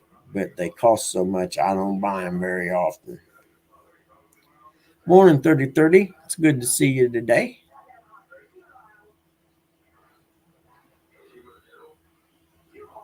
Now, see, there's certain things Little Debbie's makes that I like fishing for whiskers, and one of them are the strawberry rolls. About that big around, man. I don't know if you've never had them. Buy a box of them. It's crack in sugar form. I'm telling you. I think me and Curtis talked about it one time. I think these things are.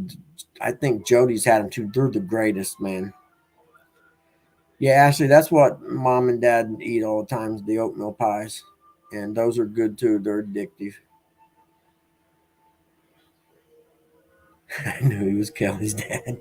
That's very possible, J-Dog. Yeah, Kelly, the strawberry shortcake things from Little Debbie's, they're little rolls with pure sweetness and strawberry, and I could eat a whole box of them in one set, and I'm telling you, they're awesome. I walked past them yesterday. I seen them. I turned my head. It's like seeing an old ex that you might want to hit again, but you see her and you just turn your head because you know it's not good for you. Same deal.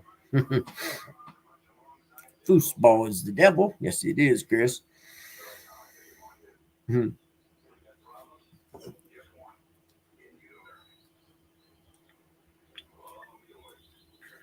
But Dad's on this kick of donut guy delivers these donuts to the gas station every evening at 4 o'clock. And they're like a big round roll with this caramel type icing on top. So I have to stop and buy some every day. And naturally, if you're going to buy them a couple, you got to buy yourself a couple, and it's just never ending thing of sweetness.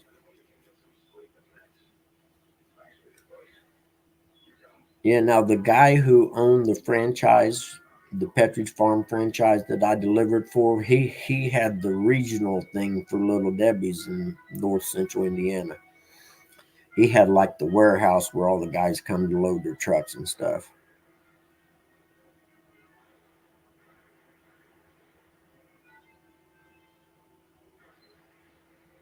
Banana bread, yep. You know, that's the bad part about sweets too, is they taste so good. It really should be against the law. And I'm a weak man when it comes to sweets.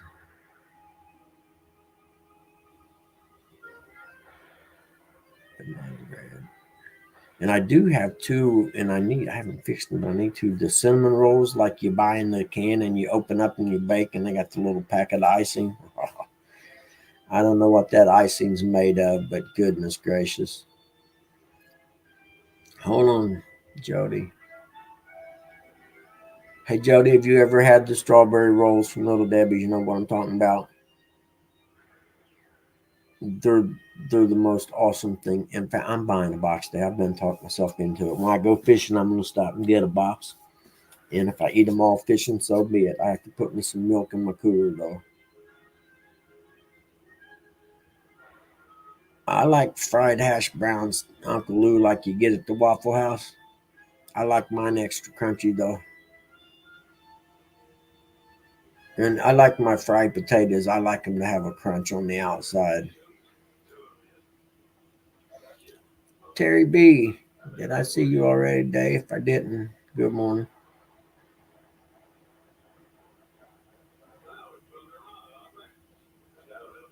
Am I drilling, J Dog? Oh, I'm like Homer Simpson when it gets to sweets, brother.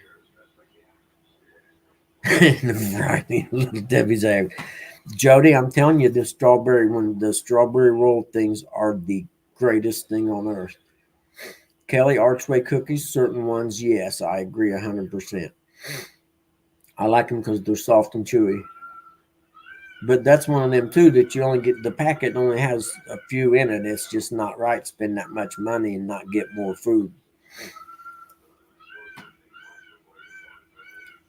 Yep, I do the crunchy shell on the taco, Chris. I'm with you, brother. Yeah, they do, John. The strawberry rolls, if anyone's in there, if you ain't never had them, I'm telling you, stop in the little Debbie's aisle and buy. You can't buy them like in the little individual packs, like you can other Little Debbie's cookies. You got to get them in the box.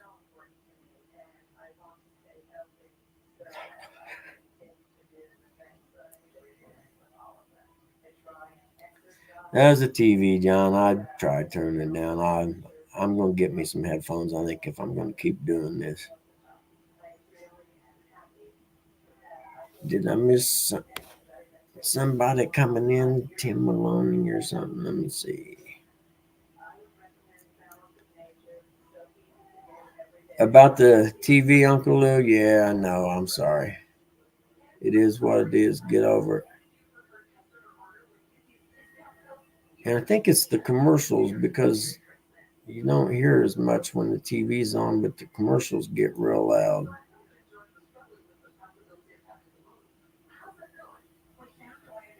Two birds. I always wanted one of them birds that talked, but then I was like, yeah, especially when I was younger with my friends, my dirt bike racing buddies, that would have been a bad idea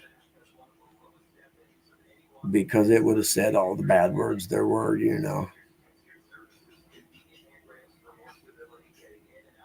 It,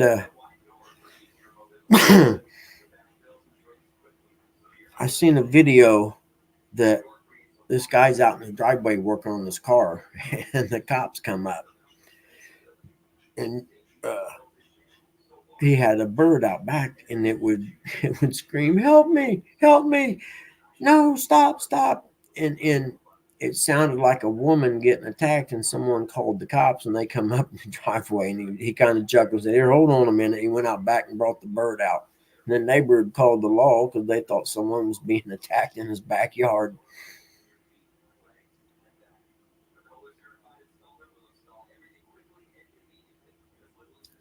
He's an a-hole. He wants to bite me so bad. They say them birds are a good judge of character. I'm just saying.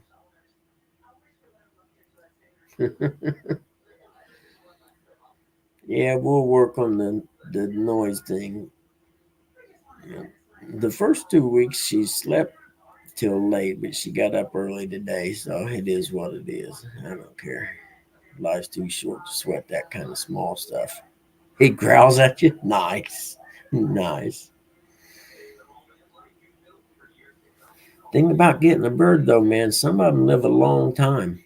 You know what I mean? You got to it's like my son has this he got this tortoise. It's about that big around when he got him. Well, he's about this big now. And I'm like, those things do live like 100 years, you know. He says, yeah, I'll just pass them down to Charlie when I die. Yeah, I'd love to have a parrot or a cockatoo or something that talks. Now that I'm older and I don't have those friends around no more that would teach it all the bad words, it'd be cool. But I would teach it some things.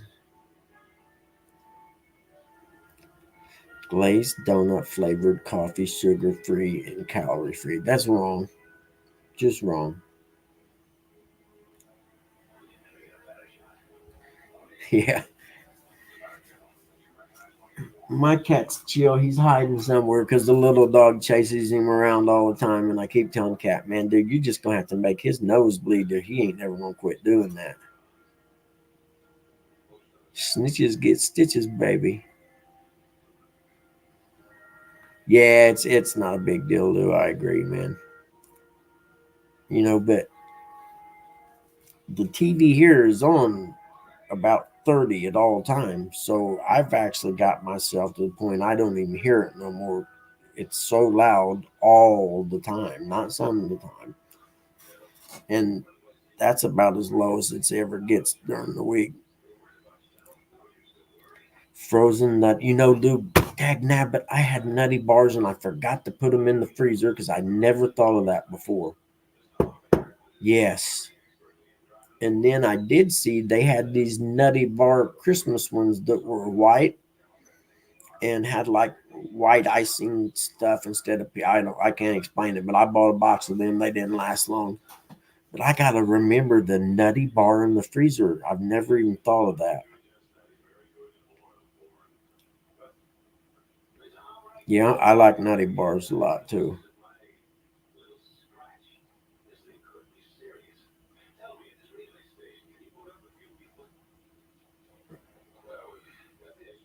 That's cool. Fishing for whiskers. Are you by the dock? Are you talking Tom's dock? The kittens are from Tom's dock down there. Is that what it is?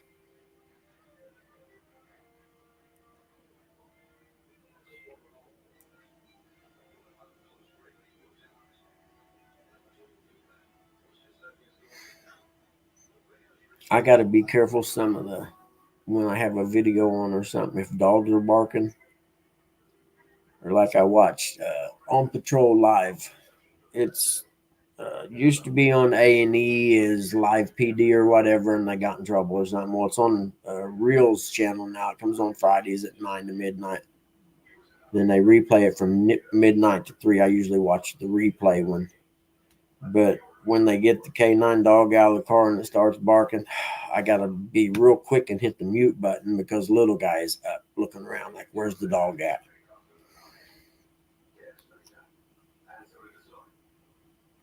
I'm not a cat fan. I like cats because they kind of do their own thing.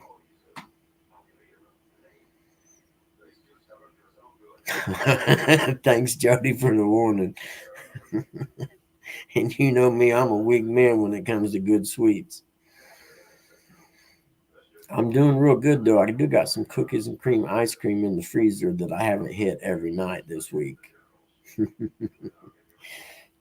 Yeah, maybe I shouldn't put those in the freezer. You know, and in the summertime, I'm bad about it. I'll buy the Mountain Dew in the plastic bottles, and I'll put them in the freezer until they get slushy, and then drink them when it's hot and they're slushy. Because we used to, back in the day, pop machines used to have them 16-ounce glass bottles, and there was this barber shop down the street from my house that this guy's pop machine would be so cold in the summertime when you'd get a Mountain Dew out of it, it would be slushy when you opened it. It was awesome.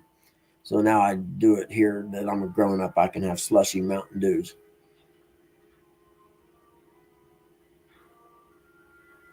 I'm I'm a simple man. It doesn't take much to make me happy. A slushy Mountain Dew, some frozen nutty bars. I'm all over it. Worst cake ever had. Yeah, I agree. There's no such thing as bad cake or bad sweets. Uh-oh, we're getting some sunshine over there now. It's shining on that side over there. Good thing I moved my laptop actually because it's shining exactly where it was. I was turned the corner off the highway on my county road the other day, and I found this big roll of black tape. It's brand new. It was in the plastic. Actually, it's 3M, and it was just sitting right like that in the road, still in the plastic, brand new and stuff. And I thought it was cool. I'm glad I stopped because it's awful thick though. I don't know what I'd use it for, but I am going to rewire the boat. We're almost putting nutty bars in the freezer. I'm sorry, J Dog, but that sounds like a good idea.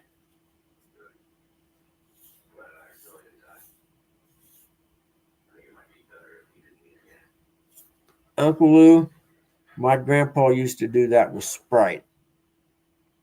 And I've done it before. You put the peanuts in it. Yep. You got to be careful because they'll bubble up at first. So you got to drink it down a little bit. I've done that. Where after my colon stuff, I'm not allowed to eat peanuts no more. Sounds like something Uncle Lou came up with. Nope. My grandpa used to do it with Sprite.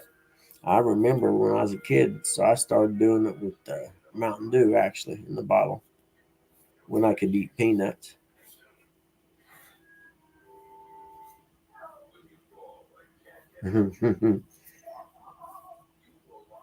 John, I can't believe you said that. My ex's daughter used to do that, dip their fries in the frosting, and people swear by it, but there's just things I can't do in life.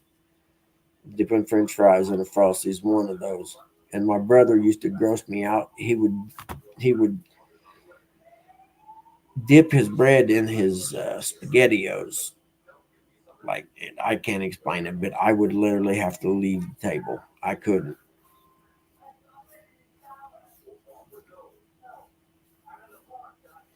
See, there's McDonald's fries and strawberry shake. There's just things I can't do in life, and that would be one of them. I can't put my French fries in nothing cold. But then again, I've always been weird. I don't like my food to touch on my plate. I know it's the most childish thing on earth, but it drives me nuts. I don't know why that is, but I can't have my food touching. It will change your life. McDonald's fries and a strawberry shake. I can't get myself to dip. I bet it's actually good, to be honest with you, but there's something psychologically that blocks me from being able to dip them in it. And my fries and the juice off the coleslaw. I can't. No, I can't. Yeah, Uncle Lou, you're with me on the food touching thing. Drives me nuts. If I got something I think's going to run over, I'll put it in a little bowl.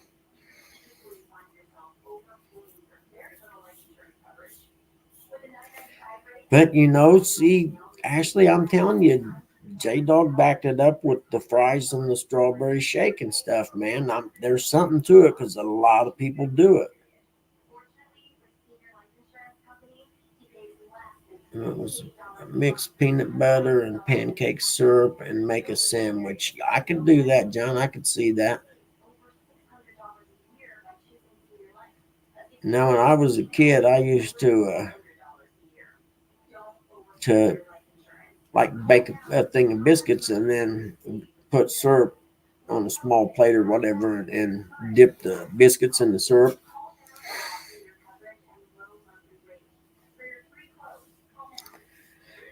A Frosty isn't actually a milkshake, is it? It's different. Karo syrup, yep, had that, the clear kind. That's an idea, J Dog. I might be able to do that without throwing up.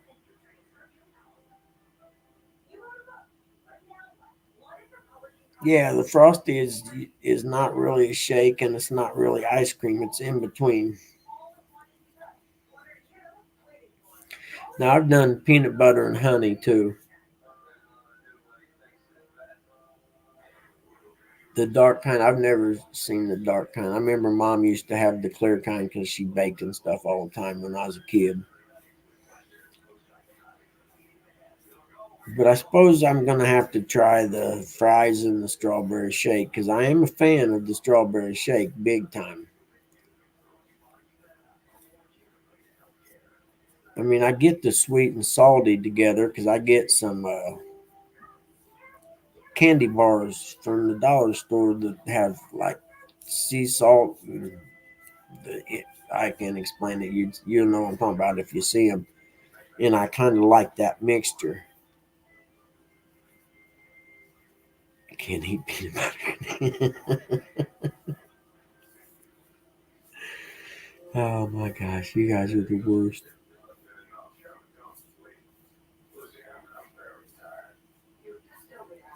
Stuart, man. Oh, you're in Australia, that aren't you? That's right. Just Google Wendy's Frosty. Yeah, and even seeing them, you can't really get the whole thing.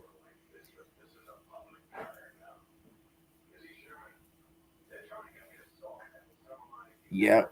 That's like I like to make homemade milkshakes like that, Stuart. But a Frosty is I can't even explain it now, I just think about it. Downtown Ernie Brown, good morning.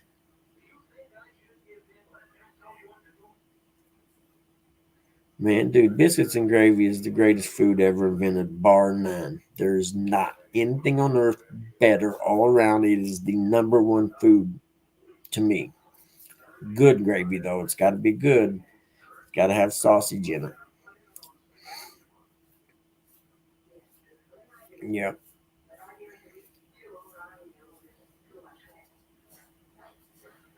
Oh, you guys are killing me now. I'm going to have to make some biscuits and gravy.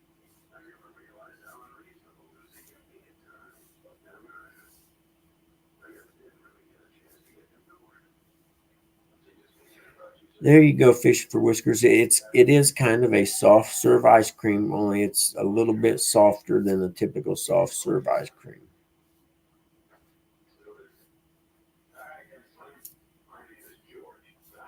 Now, John, quit ruining the fantasy about the food with making it complicated and how they actually make it. Nobody wants to know. You don't want to know where your hot dog come from. You just want to roast them on the fire and eat them. Fact. Yeah, Uncle Lou, man, I can't fix hot stuff around here because they can't take it. But I like the hot sausage or the sausage and the gravy too. But if I had to choose one thing that I could only eat one thing the rest of my life every day, it would have to be biscuits and gravy. Good gravy though, that's the key.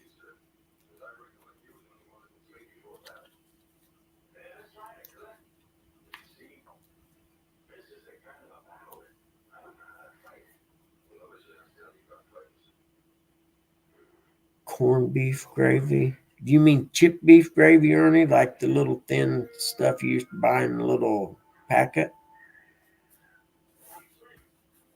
For you, it'd be pancakes. Yeah, for me, it would be biscuits and gravy.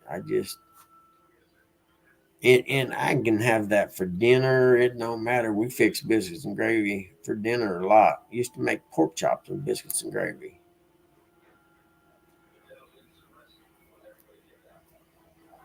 Yo-ho is chocolate syrup mixed with water instead of milk. Try it. Exactly. Huh. Interesting. No, I got to draw the gig. No, I'm drawing the line at hot dog gravy. No, nope, nope, nope, nope, nope. Can't do it. Not even going to consider it. I can't do hot dogs within it. The only way I can eat hot dogs is roasted on a campfire. That's the only way I can eat them. I take that back. There's a place in a little town south there called Weenie World. One of these days, I'm going to do a live at Weenie World. It's a cool place, but they have deep fried hot dogs, and those are pretty good too. Sorry, Chad. We'll have to cut down. I forgot you're at work too, man. So you can't get away and get into this wonderful food we're talking about. Happy 21st birthday, by the way.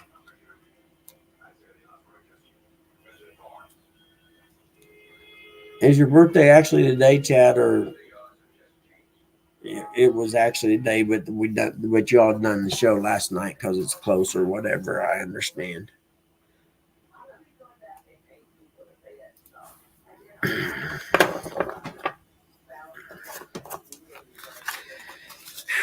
God, please let the wind die down just about dark time because it's going to be 50 some degrees all night long, it said.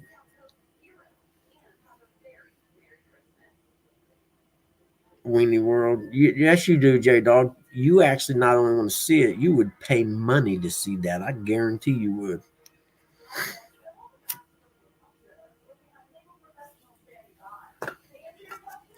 The bad part is they'd all ask me if I know J Dog. When I told them I'd come down fishing, but I stopped by the park, they'd be like, "Oh, tell J Dog we said hi." Mom used to make hot dog or bologna gravy. Turn my stomach. Yeah, Jody, I'm with you. It would turn mine too. I mean, even if I'm poor, I'm just gonna make gravy without anything in it. Besides, if I ain't got nothing, no drippings or anything.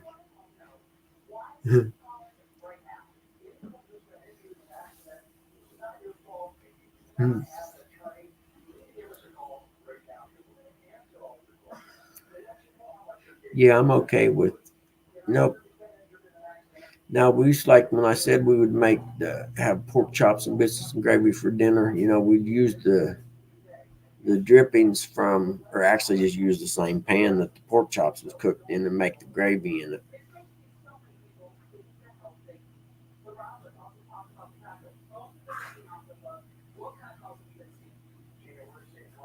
Oh, hey, Buck, cool.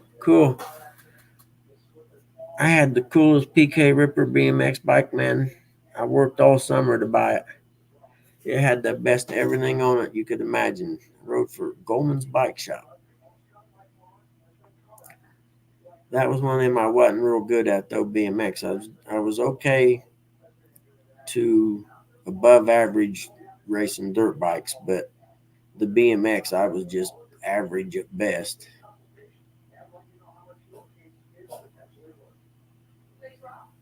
Oh wow, snow showers. Oh yep, Uncle, it will take about 2 days.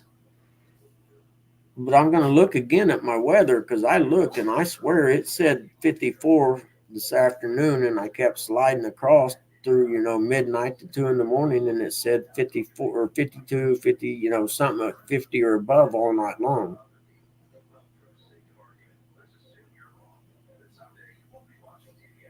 I quit racing motocross, Buck, when dirt bikes still had two shocks. That's how long ago that was.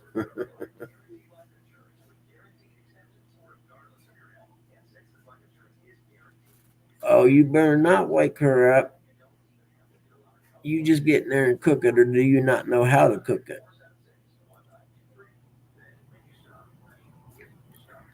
I suppose for it to get that warm here in December, we got to have that south wind, I reckon. See you, John. Good luck with mom, buddy. I'll see you next Monday, or I'll see you before then. I'm sure in the live somewhere. I have my camera off because I'm having a cigarette, and some people are opposed.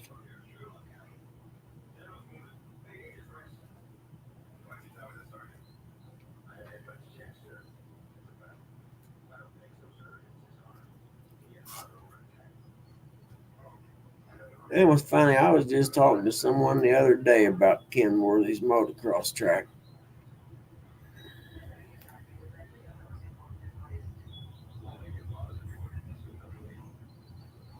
Can't remember what town. Is that over by Troy, Ohio?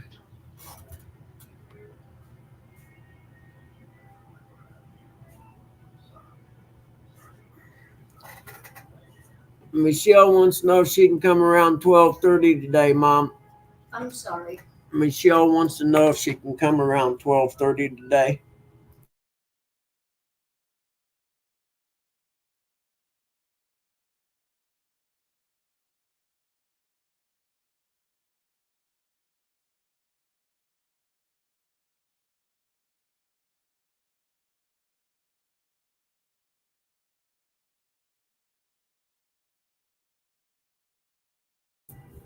Sorry, I had to text the nurse. She wanted to know if she could come by early today.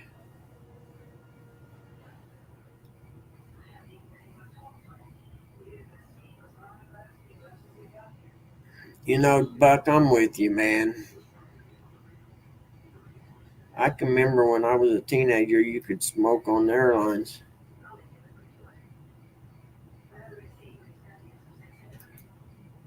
Oh, Well, thank you, J Dog. That's all right. Next week, I expect you to come up then, since the show's almost over now, anyhow. Next week, you shall come up on my live then. I won't kick you off, I promise. Well, I better not say I promise, because then you would take advantage of my promising and push the gamut, wouldn't you? I know how you are. You're a boundary pusher. That's what you are.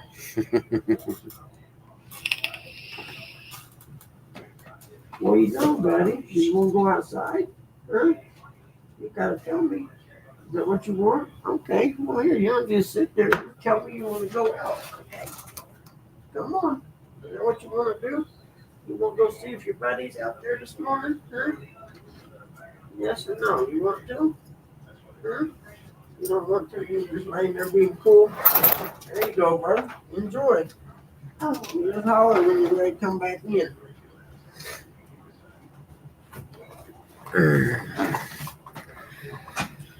Ah, I got pants on, but they're short pants.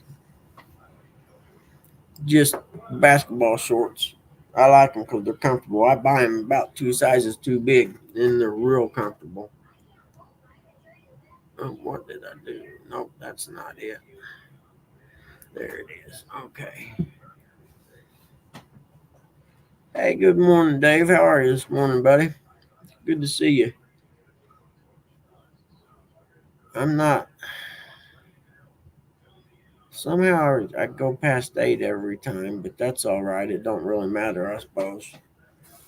Ain't nobody else doing anything this morning, anyhow. It's amazing how many of us can goof off on a Friday morning.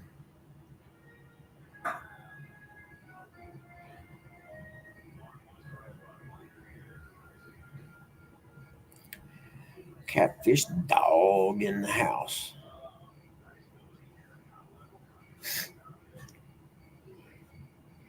I'm actually going to do some work today.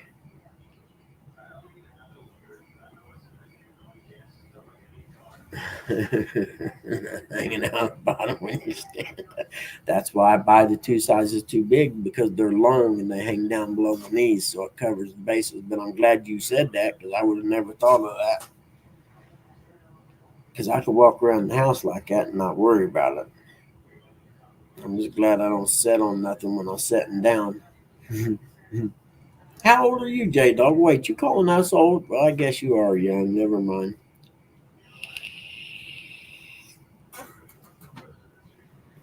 Duct tape works wonders. Yeah, going on, but boy, pulling that duct tape off sure hurts.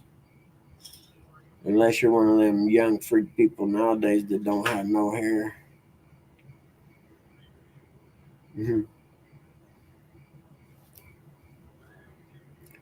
I really got to get a game plan for today. Now I forgot. That's actually better that the nurse lady's coming at 12:30.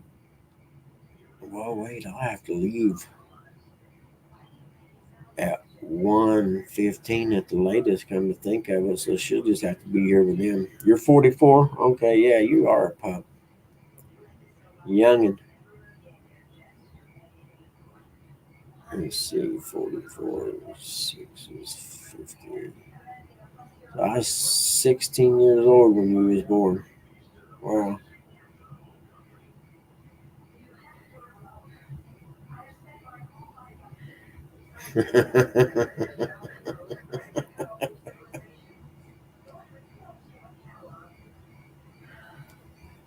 Oh, the duct tape on the rod tubes. Boy, that could go along a different way.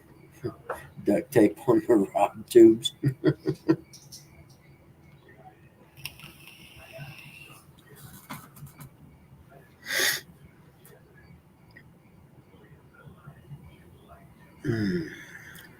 I won't be able to take a nap today neither. That sucks. Little guy wants in. Hey, Doug, you look to see if these are accepted. Okay. Hold on, little guy. I don't know if there's, I can't read it. This one. Let me see. I don't know if You say I for found, I put them seven. in my purse. I don't know if the painkillers are accepted. Oh, look.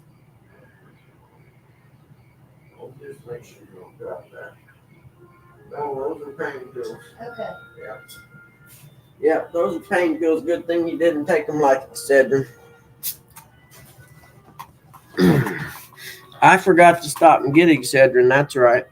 I'll get it. I'll get some today when I'm out. Okay, thank you. I don't want- One of my hips killing me.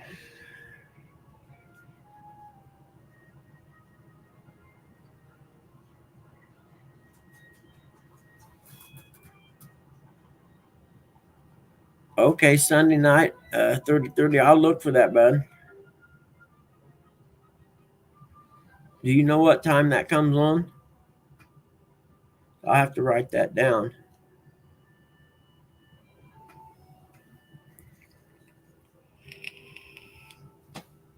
You write that down with my notes about the name.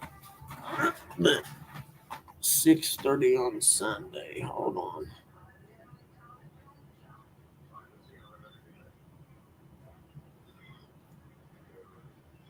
What's it called? Guard Dog Incorporated. You're gonna be here when Michelle comes, right? Yeah, I'll be here. If she comes at 12:30, I'll be here for the first half hour or so. Then I got to take off and go to Newcastle. You have to what? Go to Newcastle and see a house. Okay. Darn that hip. Live at 6:30. Cool. And that's 6:30 my time because he's only about 25 miles from me. There we go. I got that written down. Because Troy made a list of all the shows that are on during the week. Thank God. And I screenshotted it, saved it in the PDF because I can't never remember what show's on when. And I was glad he done that because I was going to ask someone to make a spreadsheet or something with them. Cause I'm different than everyone else, but I just can't remember them. It could have stuff to do with hits to the head racing and a misspent youth in the 70s, probably the memory thing.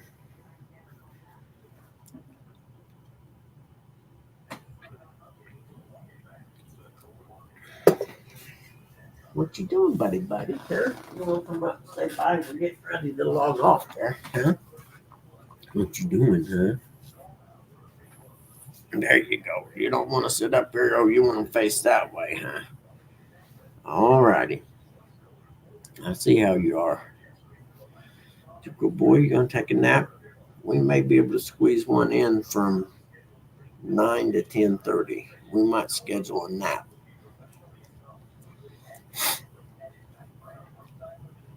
There you go, buddy. I see how you are. Don't you go in there and wake him up. What time we got? 8:43. Okay, we got a few more minutes. And that reminds me.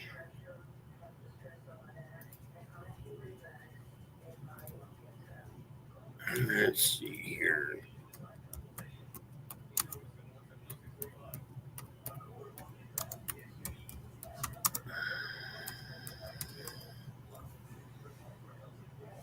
Oh, let's see what I'm trying to do here. I'll figure it out in a second. There we go.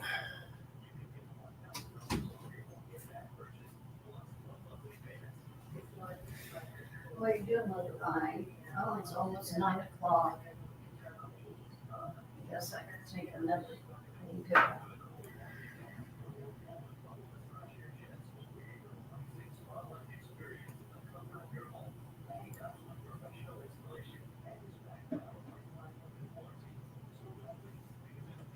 I'm looking for something real quick. Oh, hold on.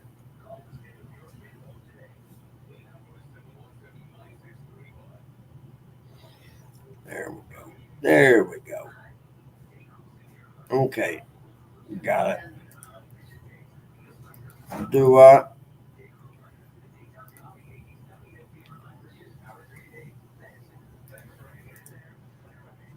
Let's see if this works. There we go. Okay, I just had to look for something. I'm good now. Lance Romance, what's up, buddy? And I call you Lance Romance because I used to have a friend that was a swabbing debonair dude that I knew in my 20s. And I used to call him, his name was Lance, and I used to call him Lance Romance. Lance is good people.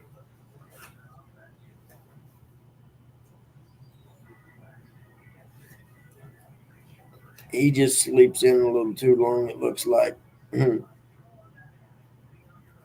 I'm kidding you, Lance. Oh, goodness. Oh. Yep, I should have maybe snuck a nap in today, I think.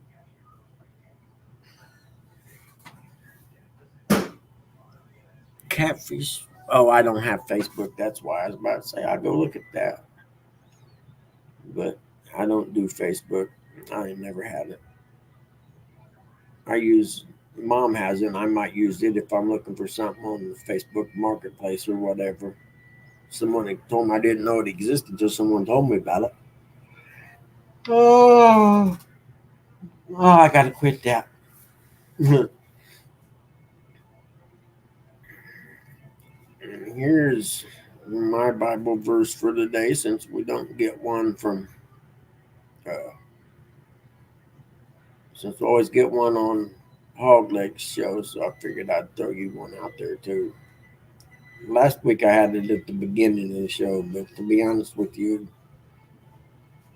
time went by too quick this morning between 4:30 and 5, and I didn't get a chance to.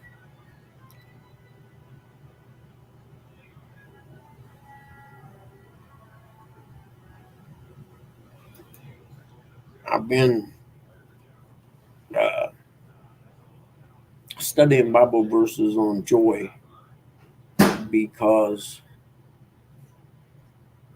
I don't even know if, I guess joy you could equate with happiness too. I don't know, but it says have a joyful heart. Brian, I hate to interrupt you. When we give Daddy's pill, Supposed to give it to him at 8, but well, yeah, I missed the 8 o'clock one. I'll get him up at 9 as soon as I log off at 9, and okay. I'll give him that and his shot. Oh, oh. But anyway, what I was getting at is, finding joy in life and being joyful, which I guess would be happiness too, or whatever. And sometimes as an adult, man, life gets complicated and hard, and you forget, remember how when you're a kid, you'd be happy and nothing really mattered a lot. And I guess you could call that joyfulness. You were just, things were simple and you were happy. You didn't have to worry about a whole lot of stuff like bills and things like that. And so I've been looking up Bible verses on joy and happiness to try and get that into my mindset, because I think sometimes about, how long it's been since I was really happy and joyful about anything, and it's hard to say really. So to actually have pure joyfulness in your life. So that's one of my goals, is to try and become more happy and joyful in life, because there's a whole lot of people got it a lot worse than I do, and you have to remind yourself of that sometimes.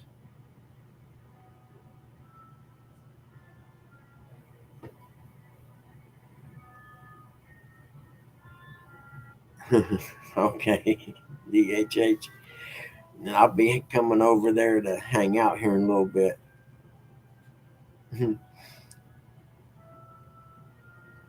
My girl toots her meds. We had breakfast. Now I'm waiting for the PT lady, the torture chamber lady. That's what I used to call them. You want to meet Mama? Yeah. J Dog, she already went in there and sat down, or I'd have had her come over and say hi. I'll make a point. I promise next time we'll do that. Wait, we probably got time. I can carry my phone in there. Let me make sure she's not. Nope, can't do it. She's eating. Sorry. I was gonna say I could carry my laptop in there, but that would be bad. Just so J Dog, I'll let you meet her another time. Downtown Ernie Brown get up and cook breakfast for Mama. That must be nice. I need someone to get up and cook me some breakfast.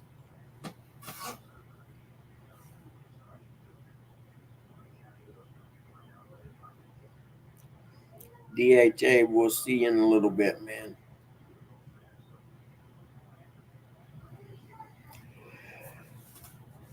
Oh, I gotta quit that yawning, man. You kidding me? Something's got my allergies going the last 2 days too. My nose been running.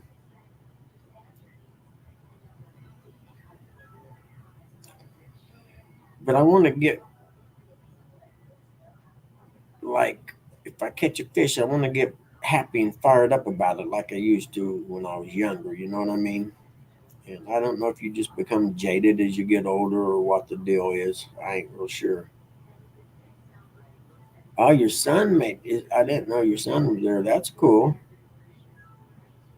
Bacon and eggs. See, I like whole wheat toast with my over easy eggs, so I'll put my order in next time, Ernie. And I'll be over and we'll eat breakfast. I'll let you slide on the fact you didn't make no biscuits and gravy, though.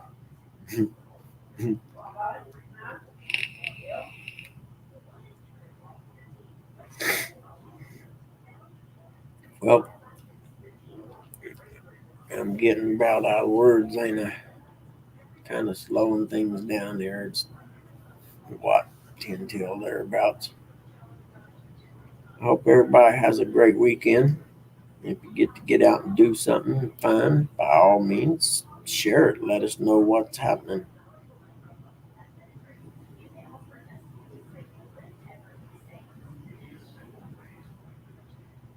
I knew you would, Ernie. I know you would.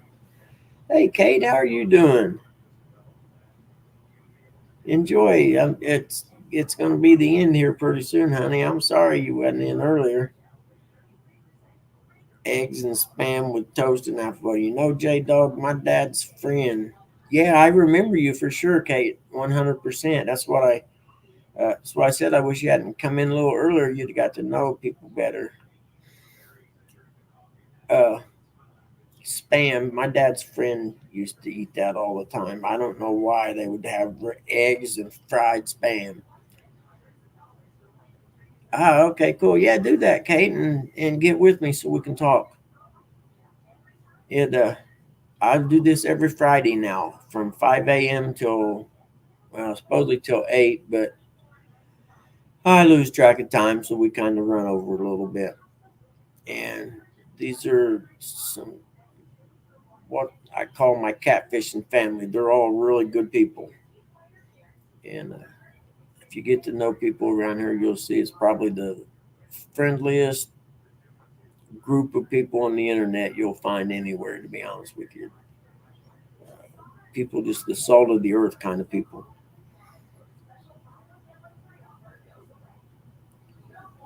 Okay, Ernie, man, I'll talk to you, buddy. Have fun with the physical therapy lady. I know you will, because she'll get that little gauge out and make you bend that knee. Fried spam. You know, in Hawaii, man, they're big on spam. I mean, they got all kinds of different dishes for it and stuff. And I gotta admit, to be honest with you, it's been over 40 years since I had any.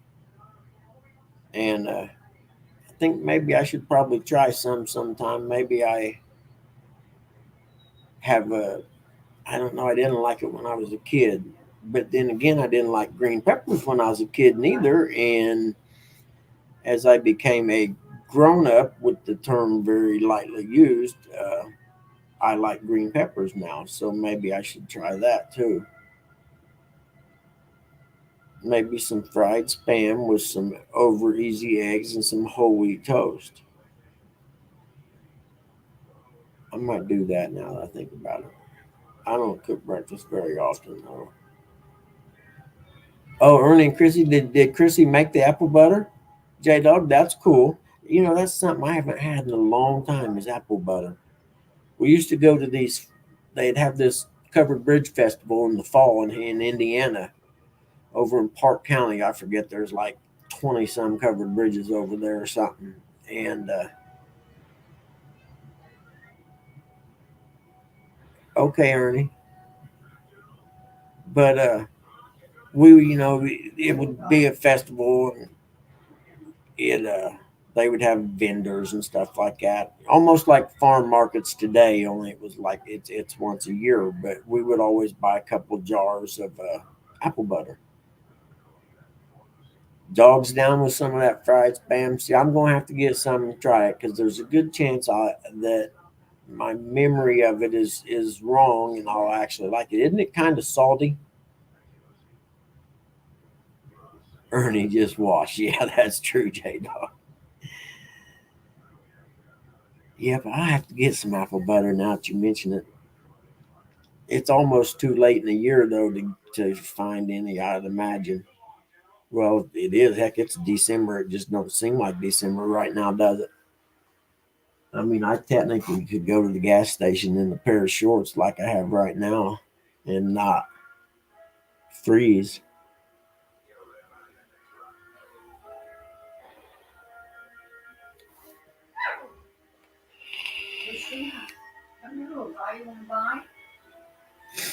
She's gonna get them dogs fired up again. Watch.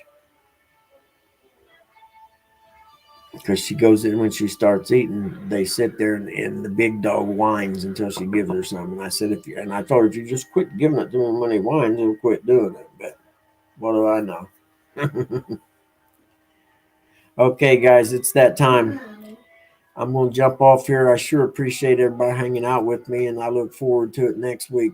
And just so you know, I'm looking for something to call this Friday morning hangout. So let's figure, if you got any ideas or whatever, cut me a line. Let me know. Jody threw out finally Friday with the Bug Man. That might work. I kind of like that, but I'll know it when I hear it. I'll know it kind of. You know what I mean? There's something will click, and I'll be like, yeah, that's the one. So if you got any ideas, throw them around, man. And if not, I'll see you all either tomorrow on the lives, or I'll see you on Monday morning on Hogleg Show at 5 thereabouts. With me probably translates to 6:30 or so. But I better end this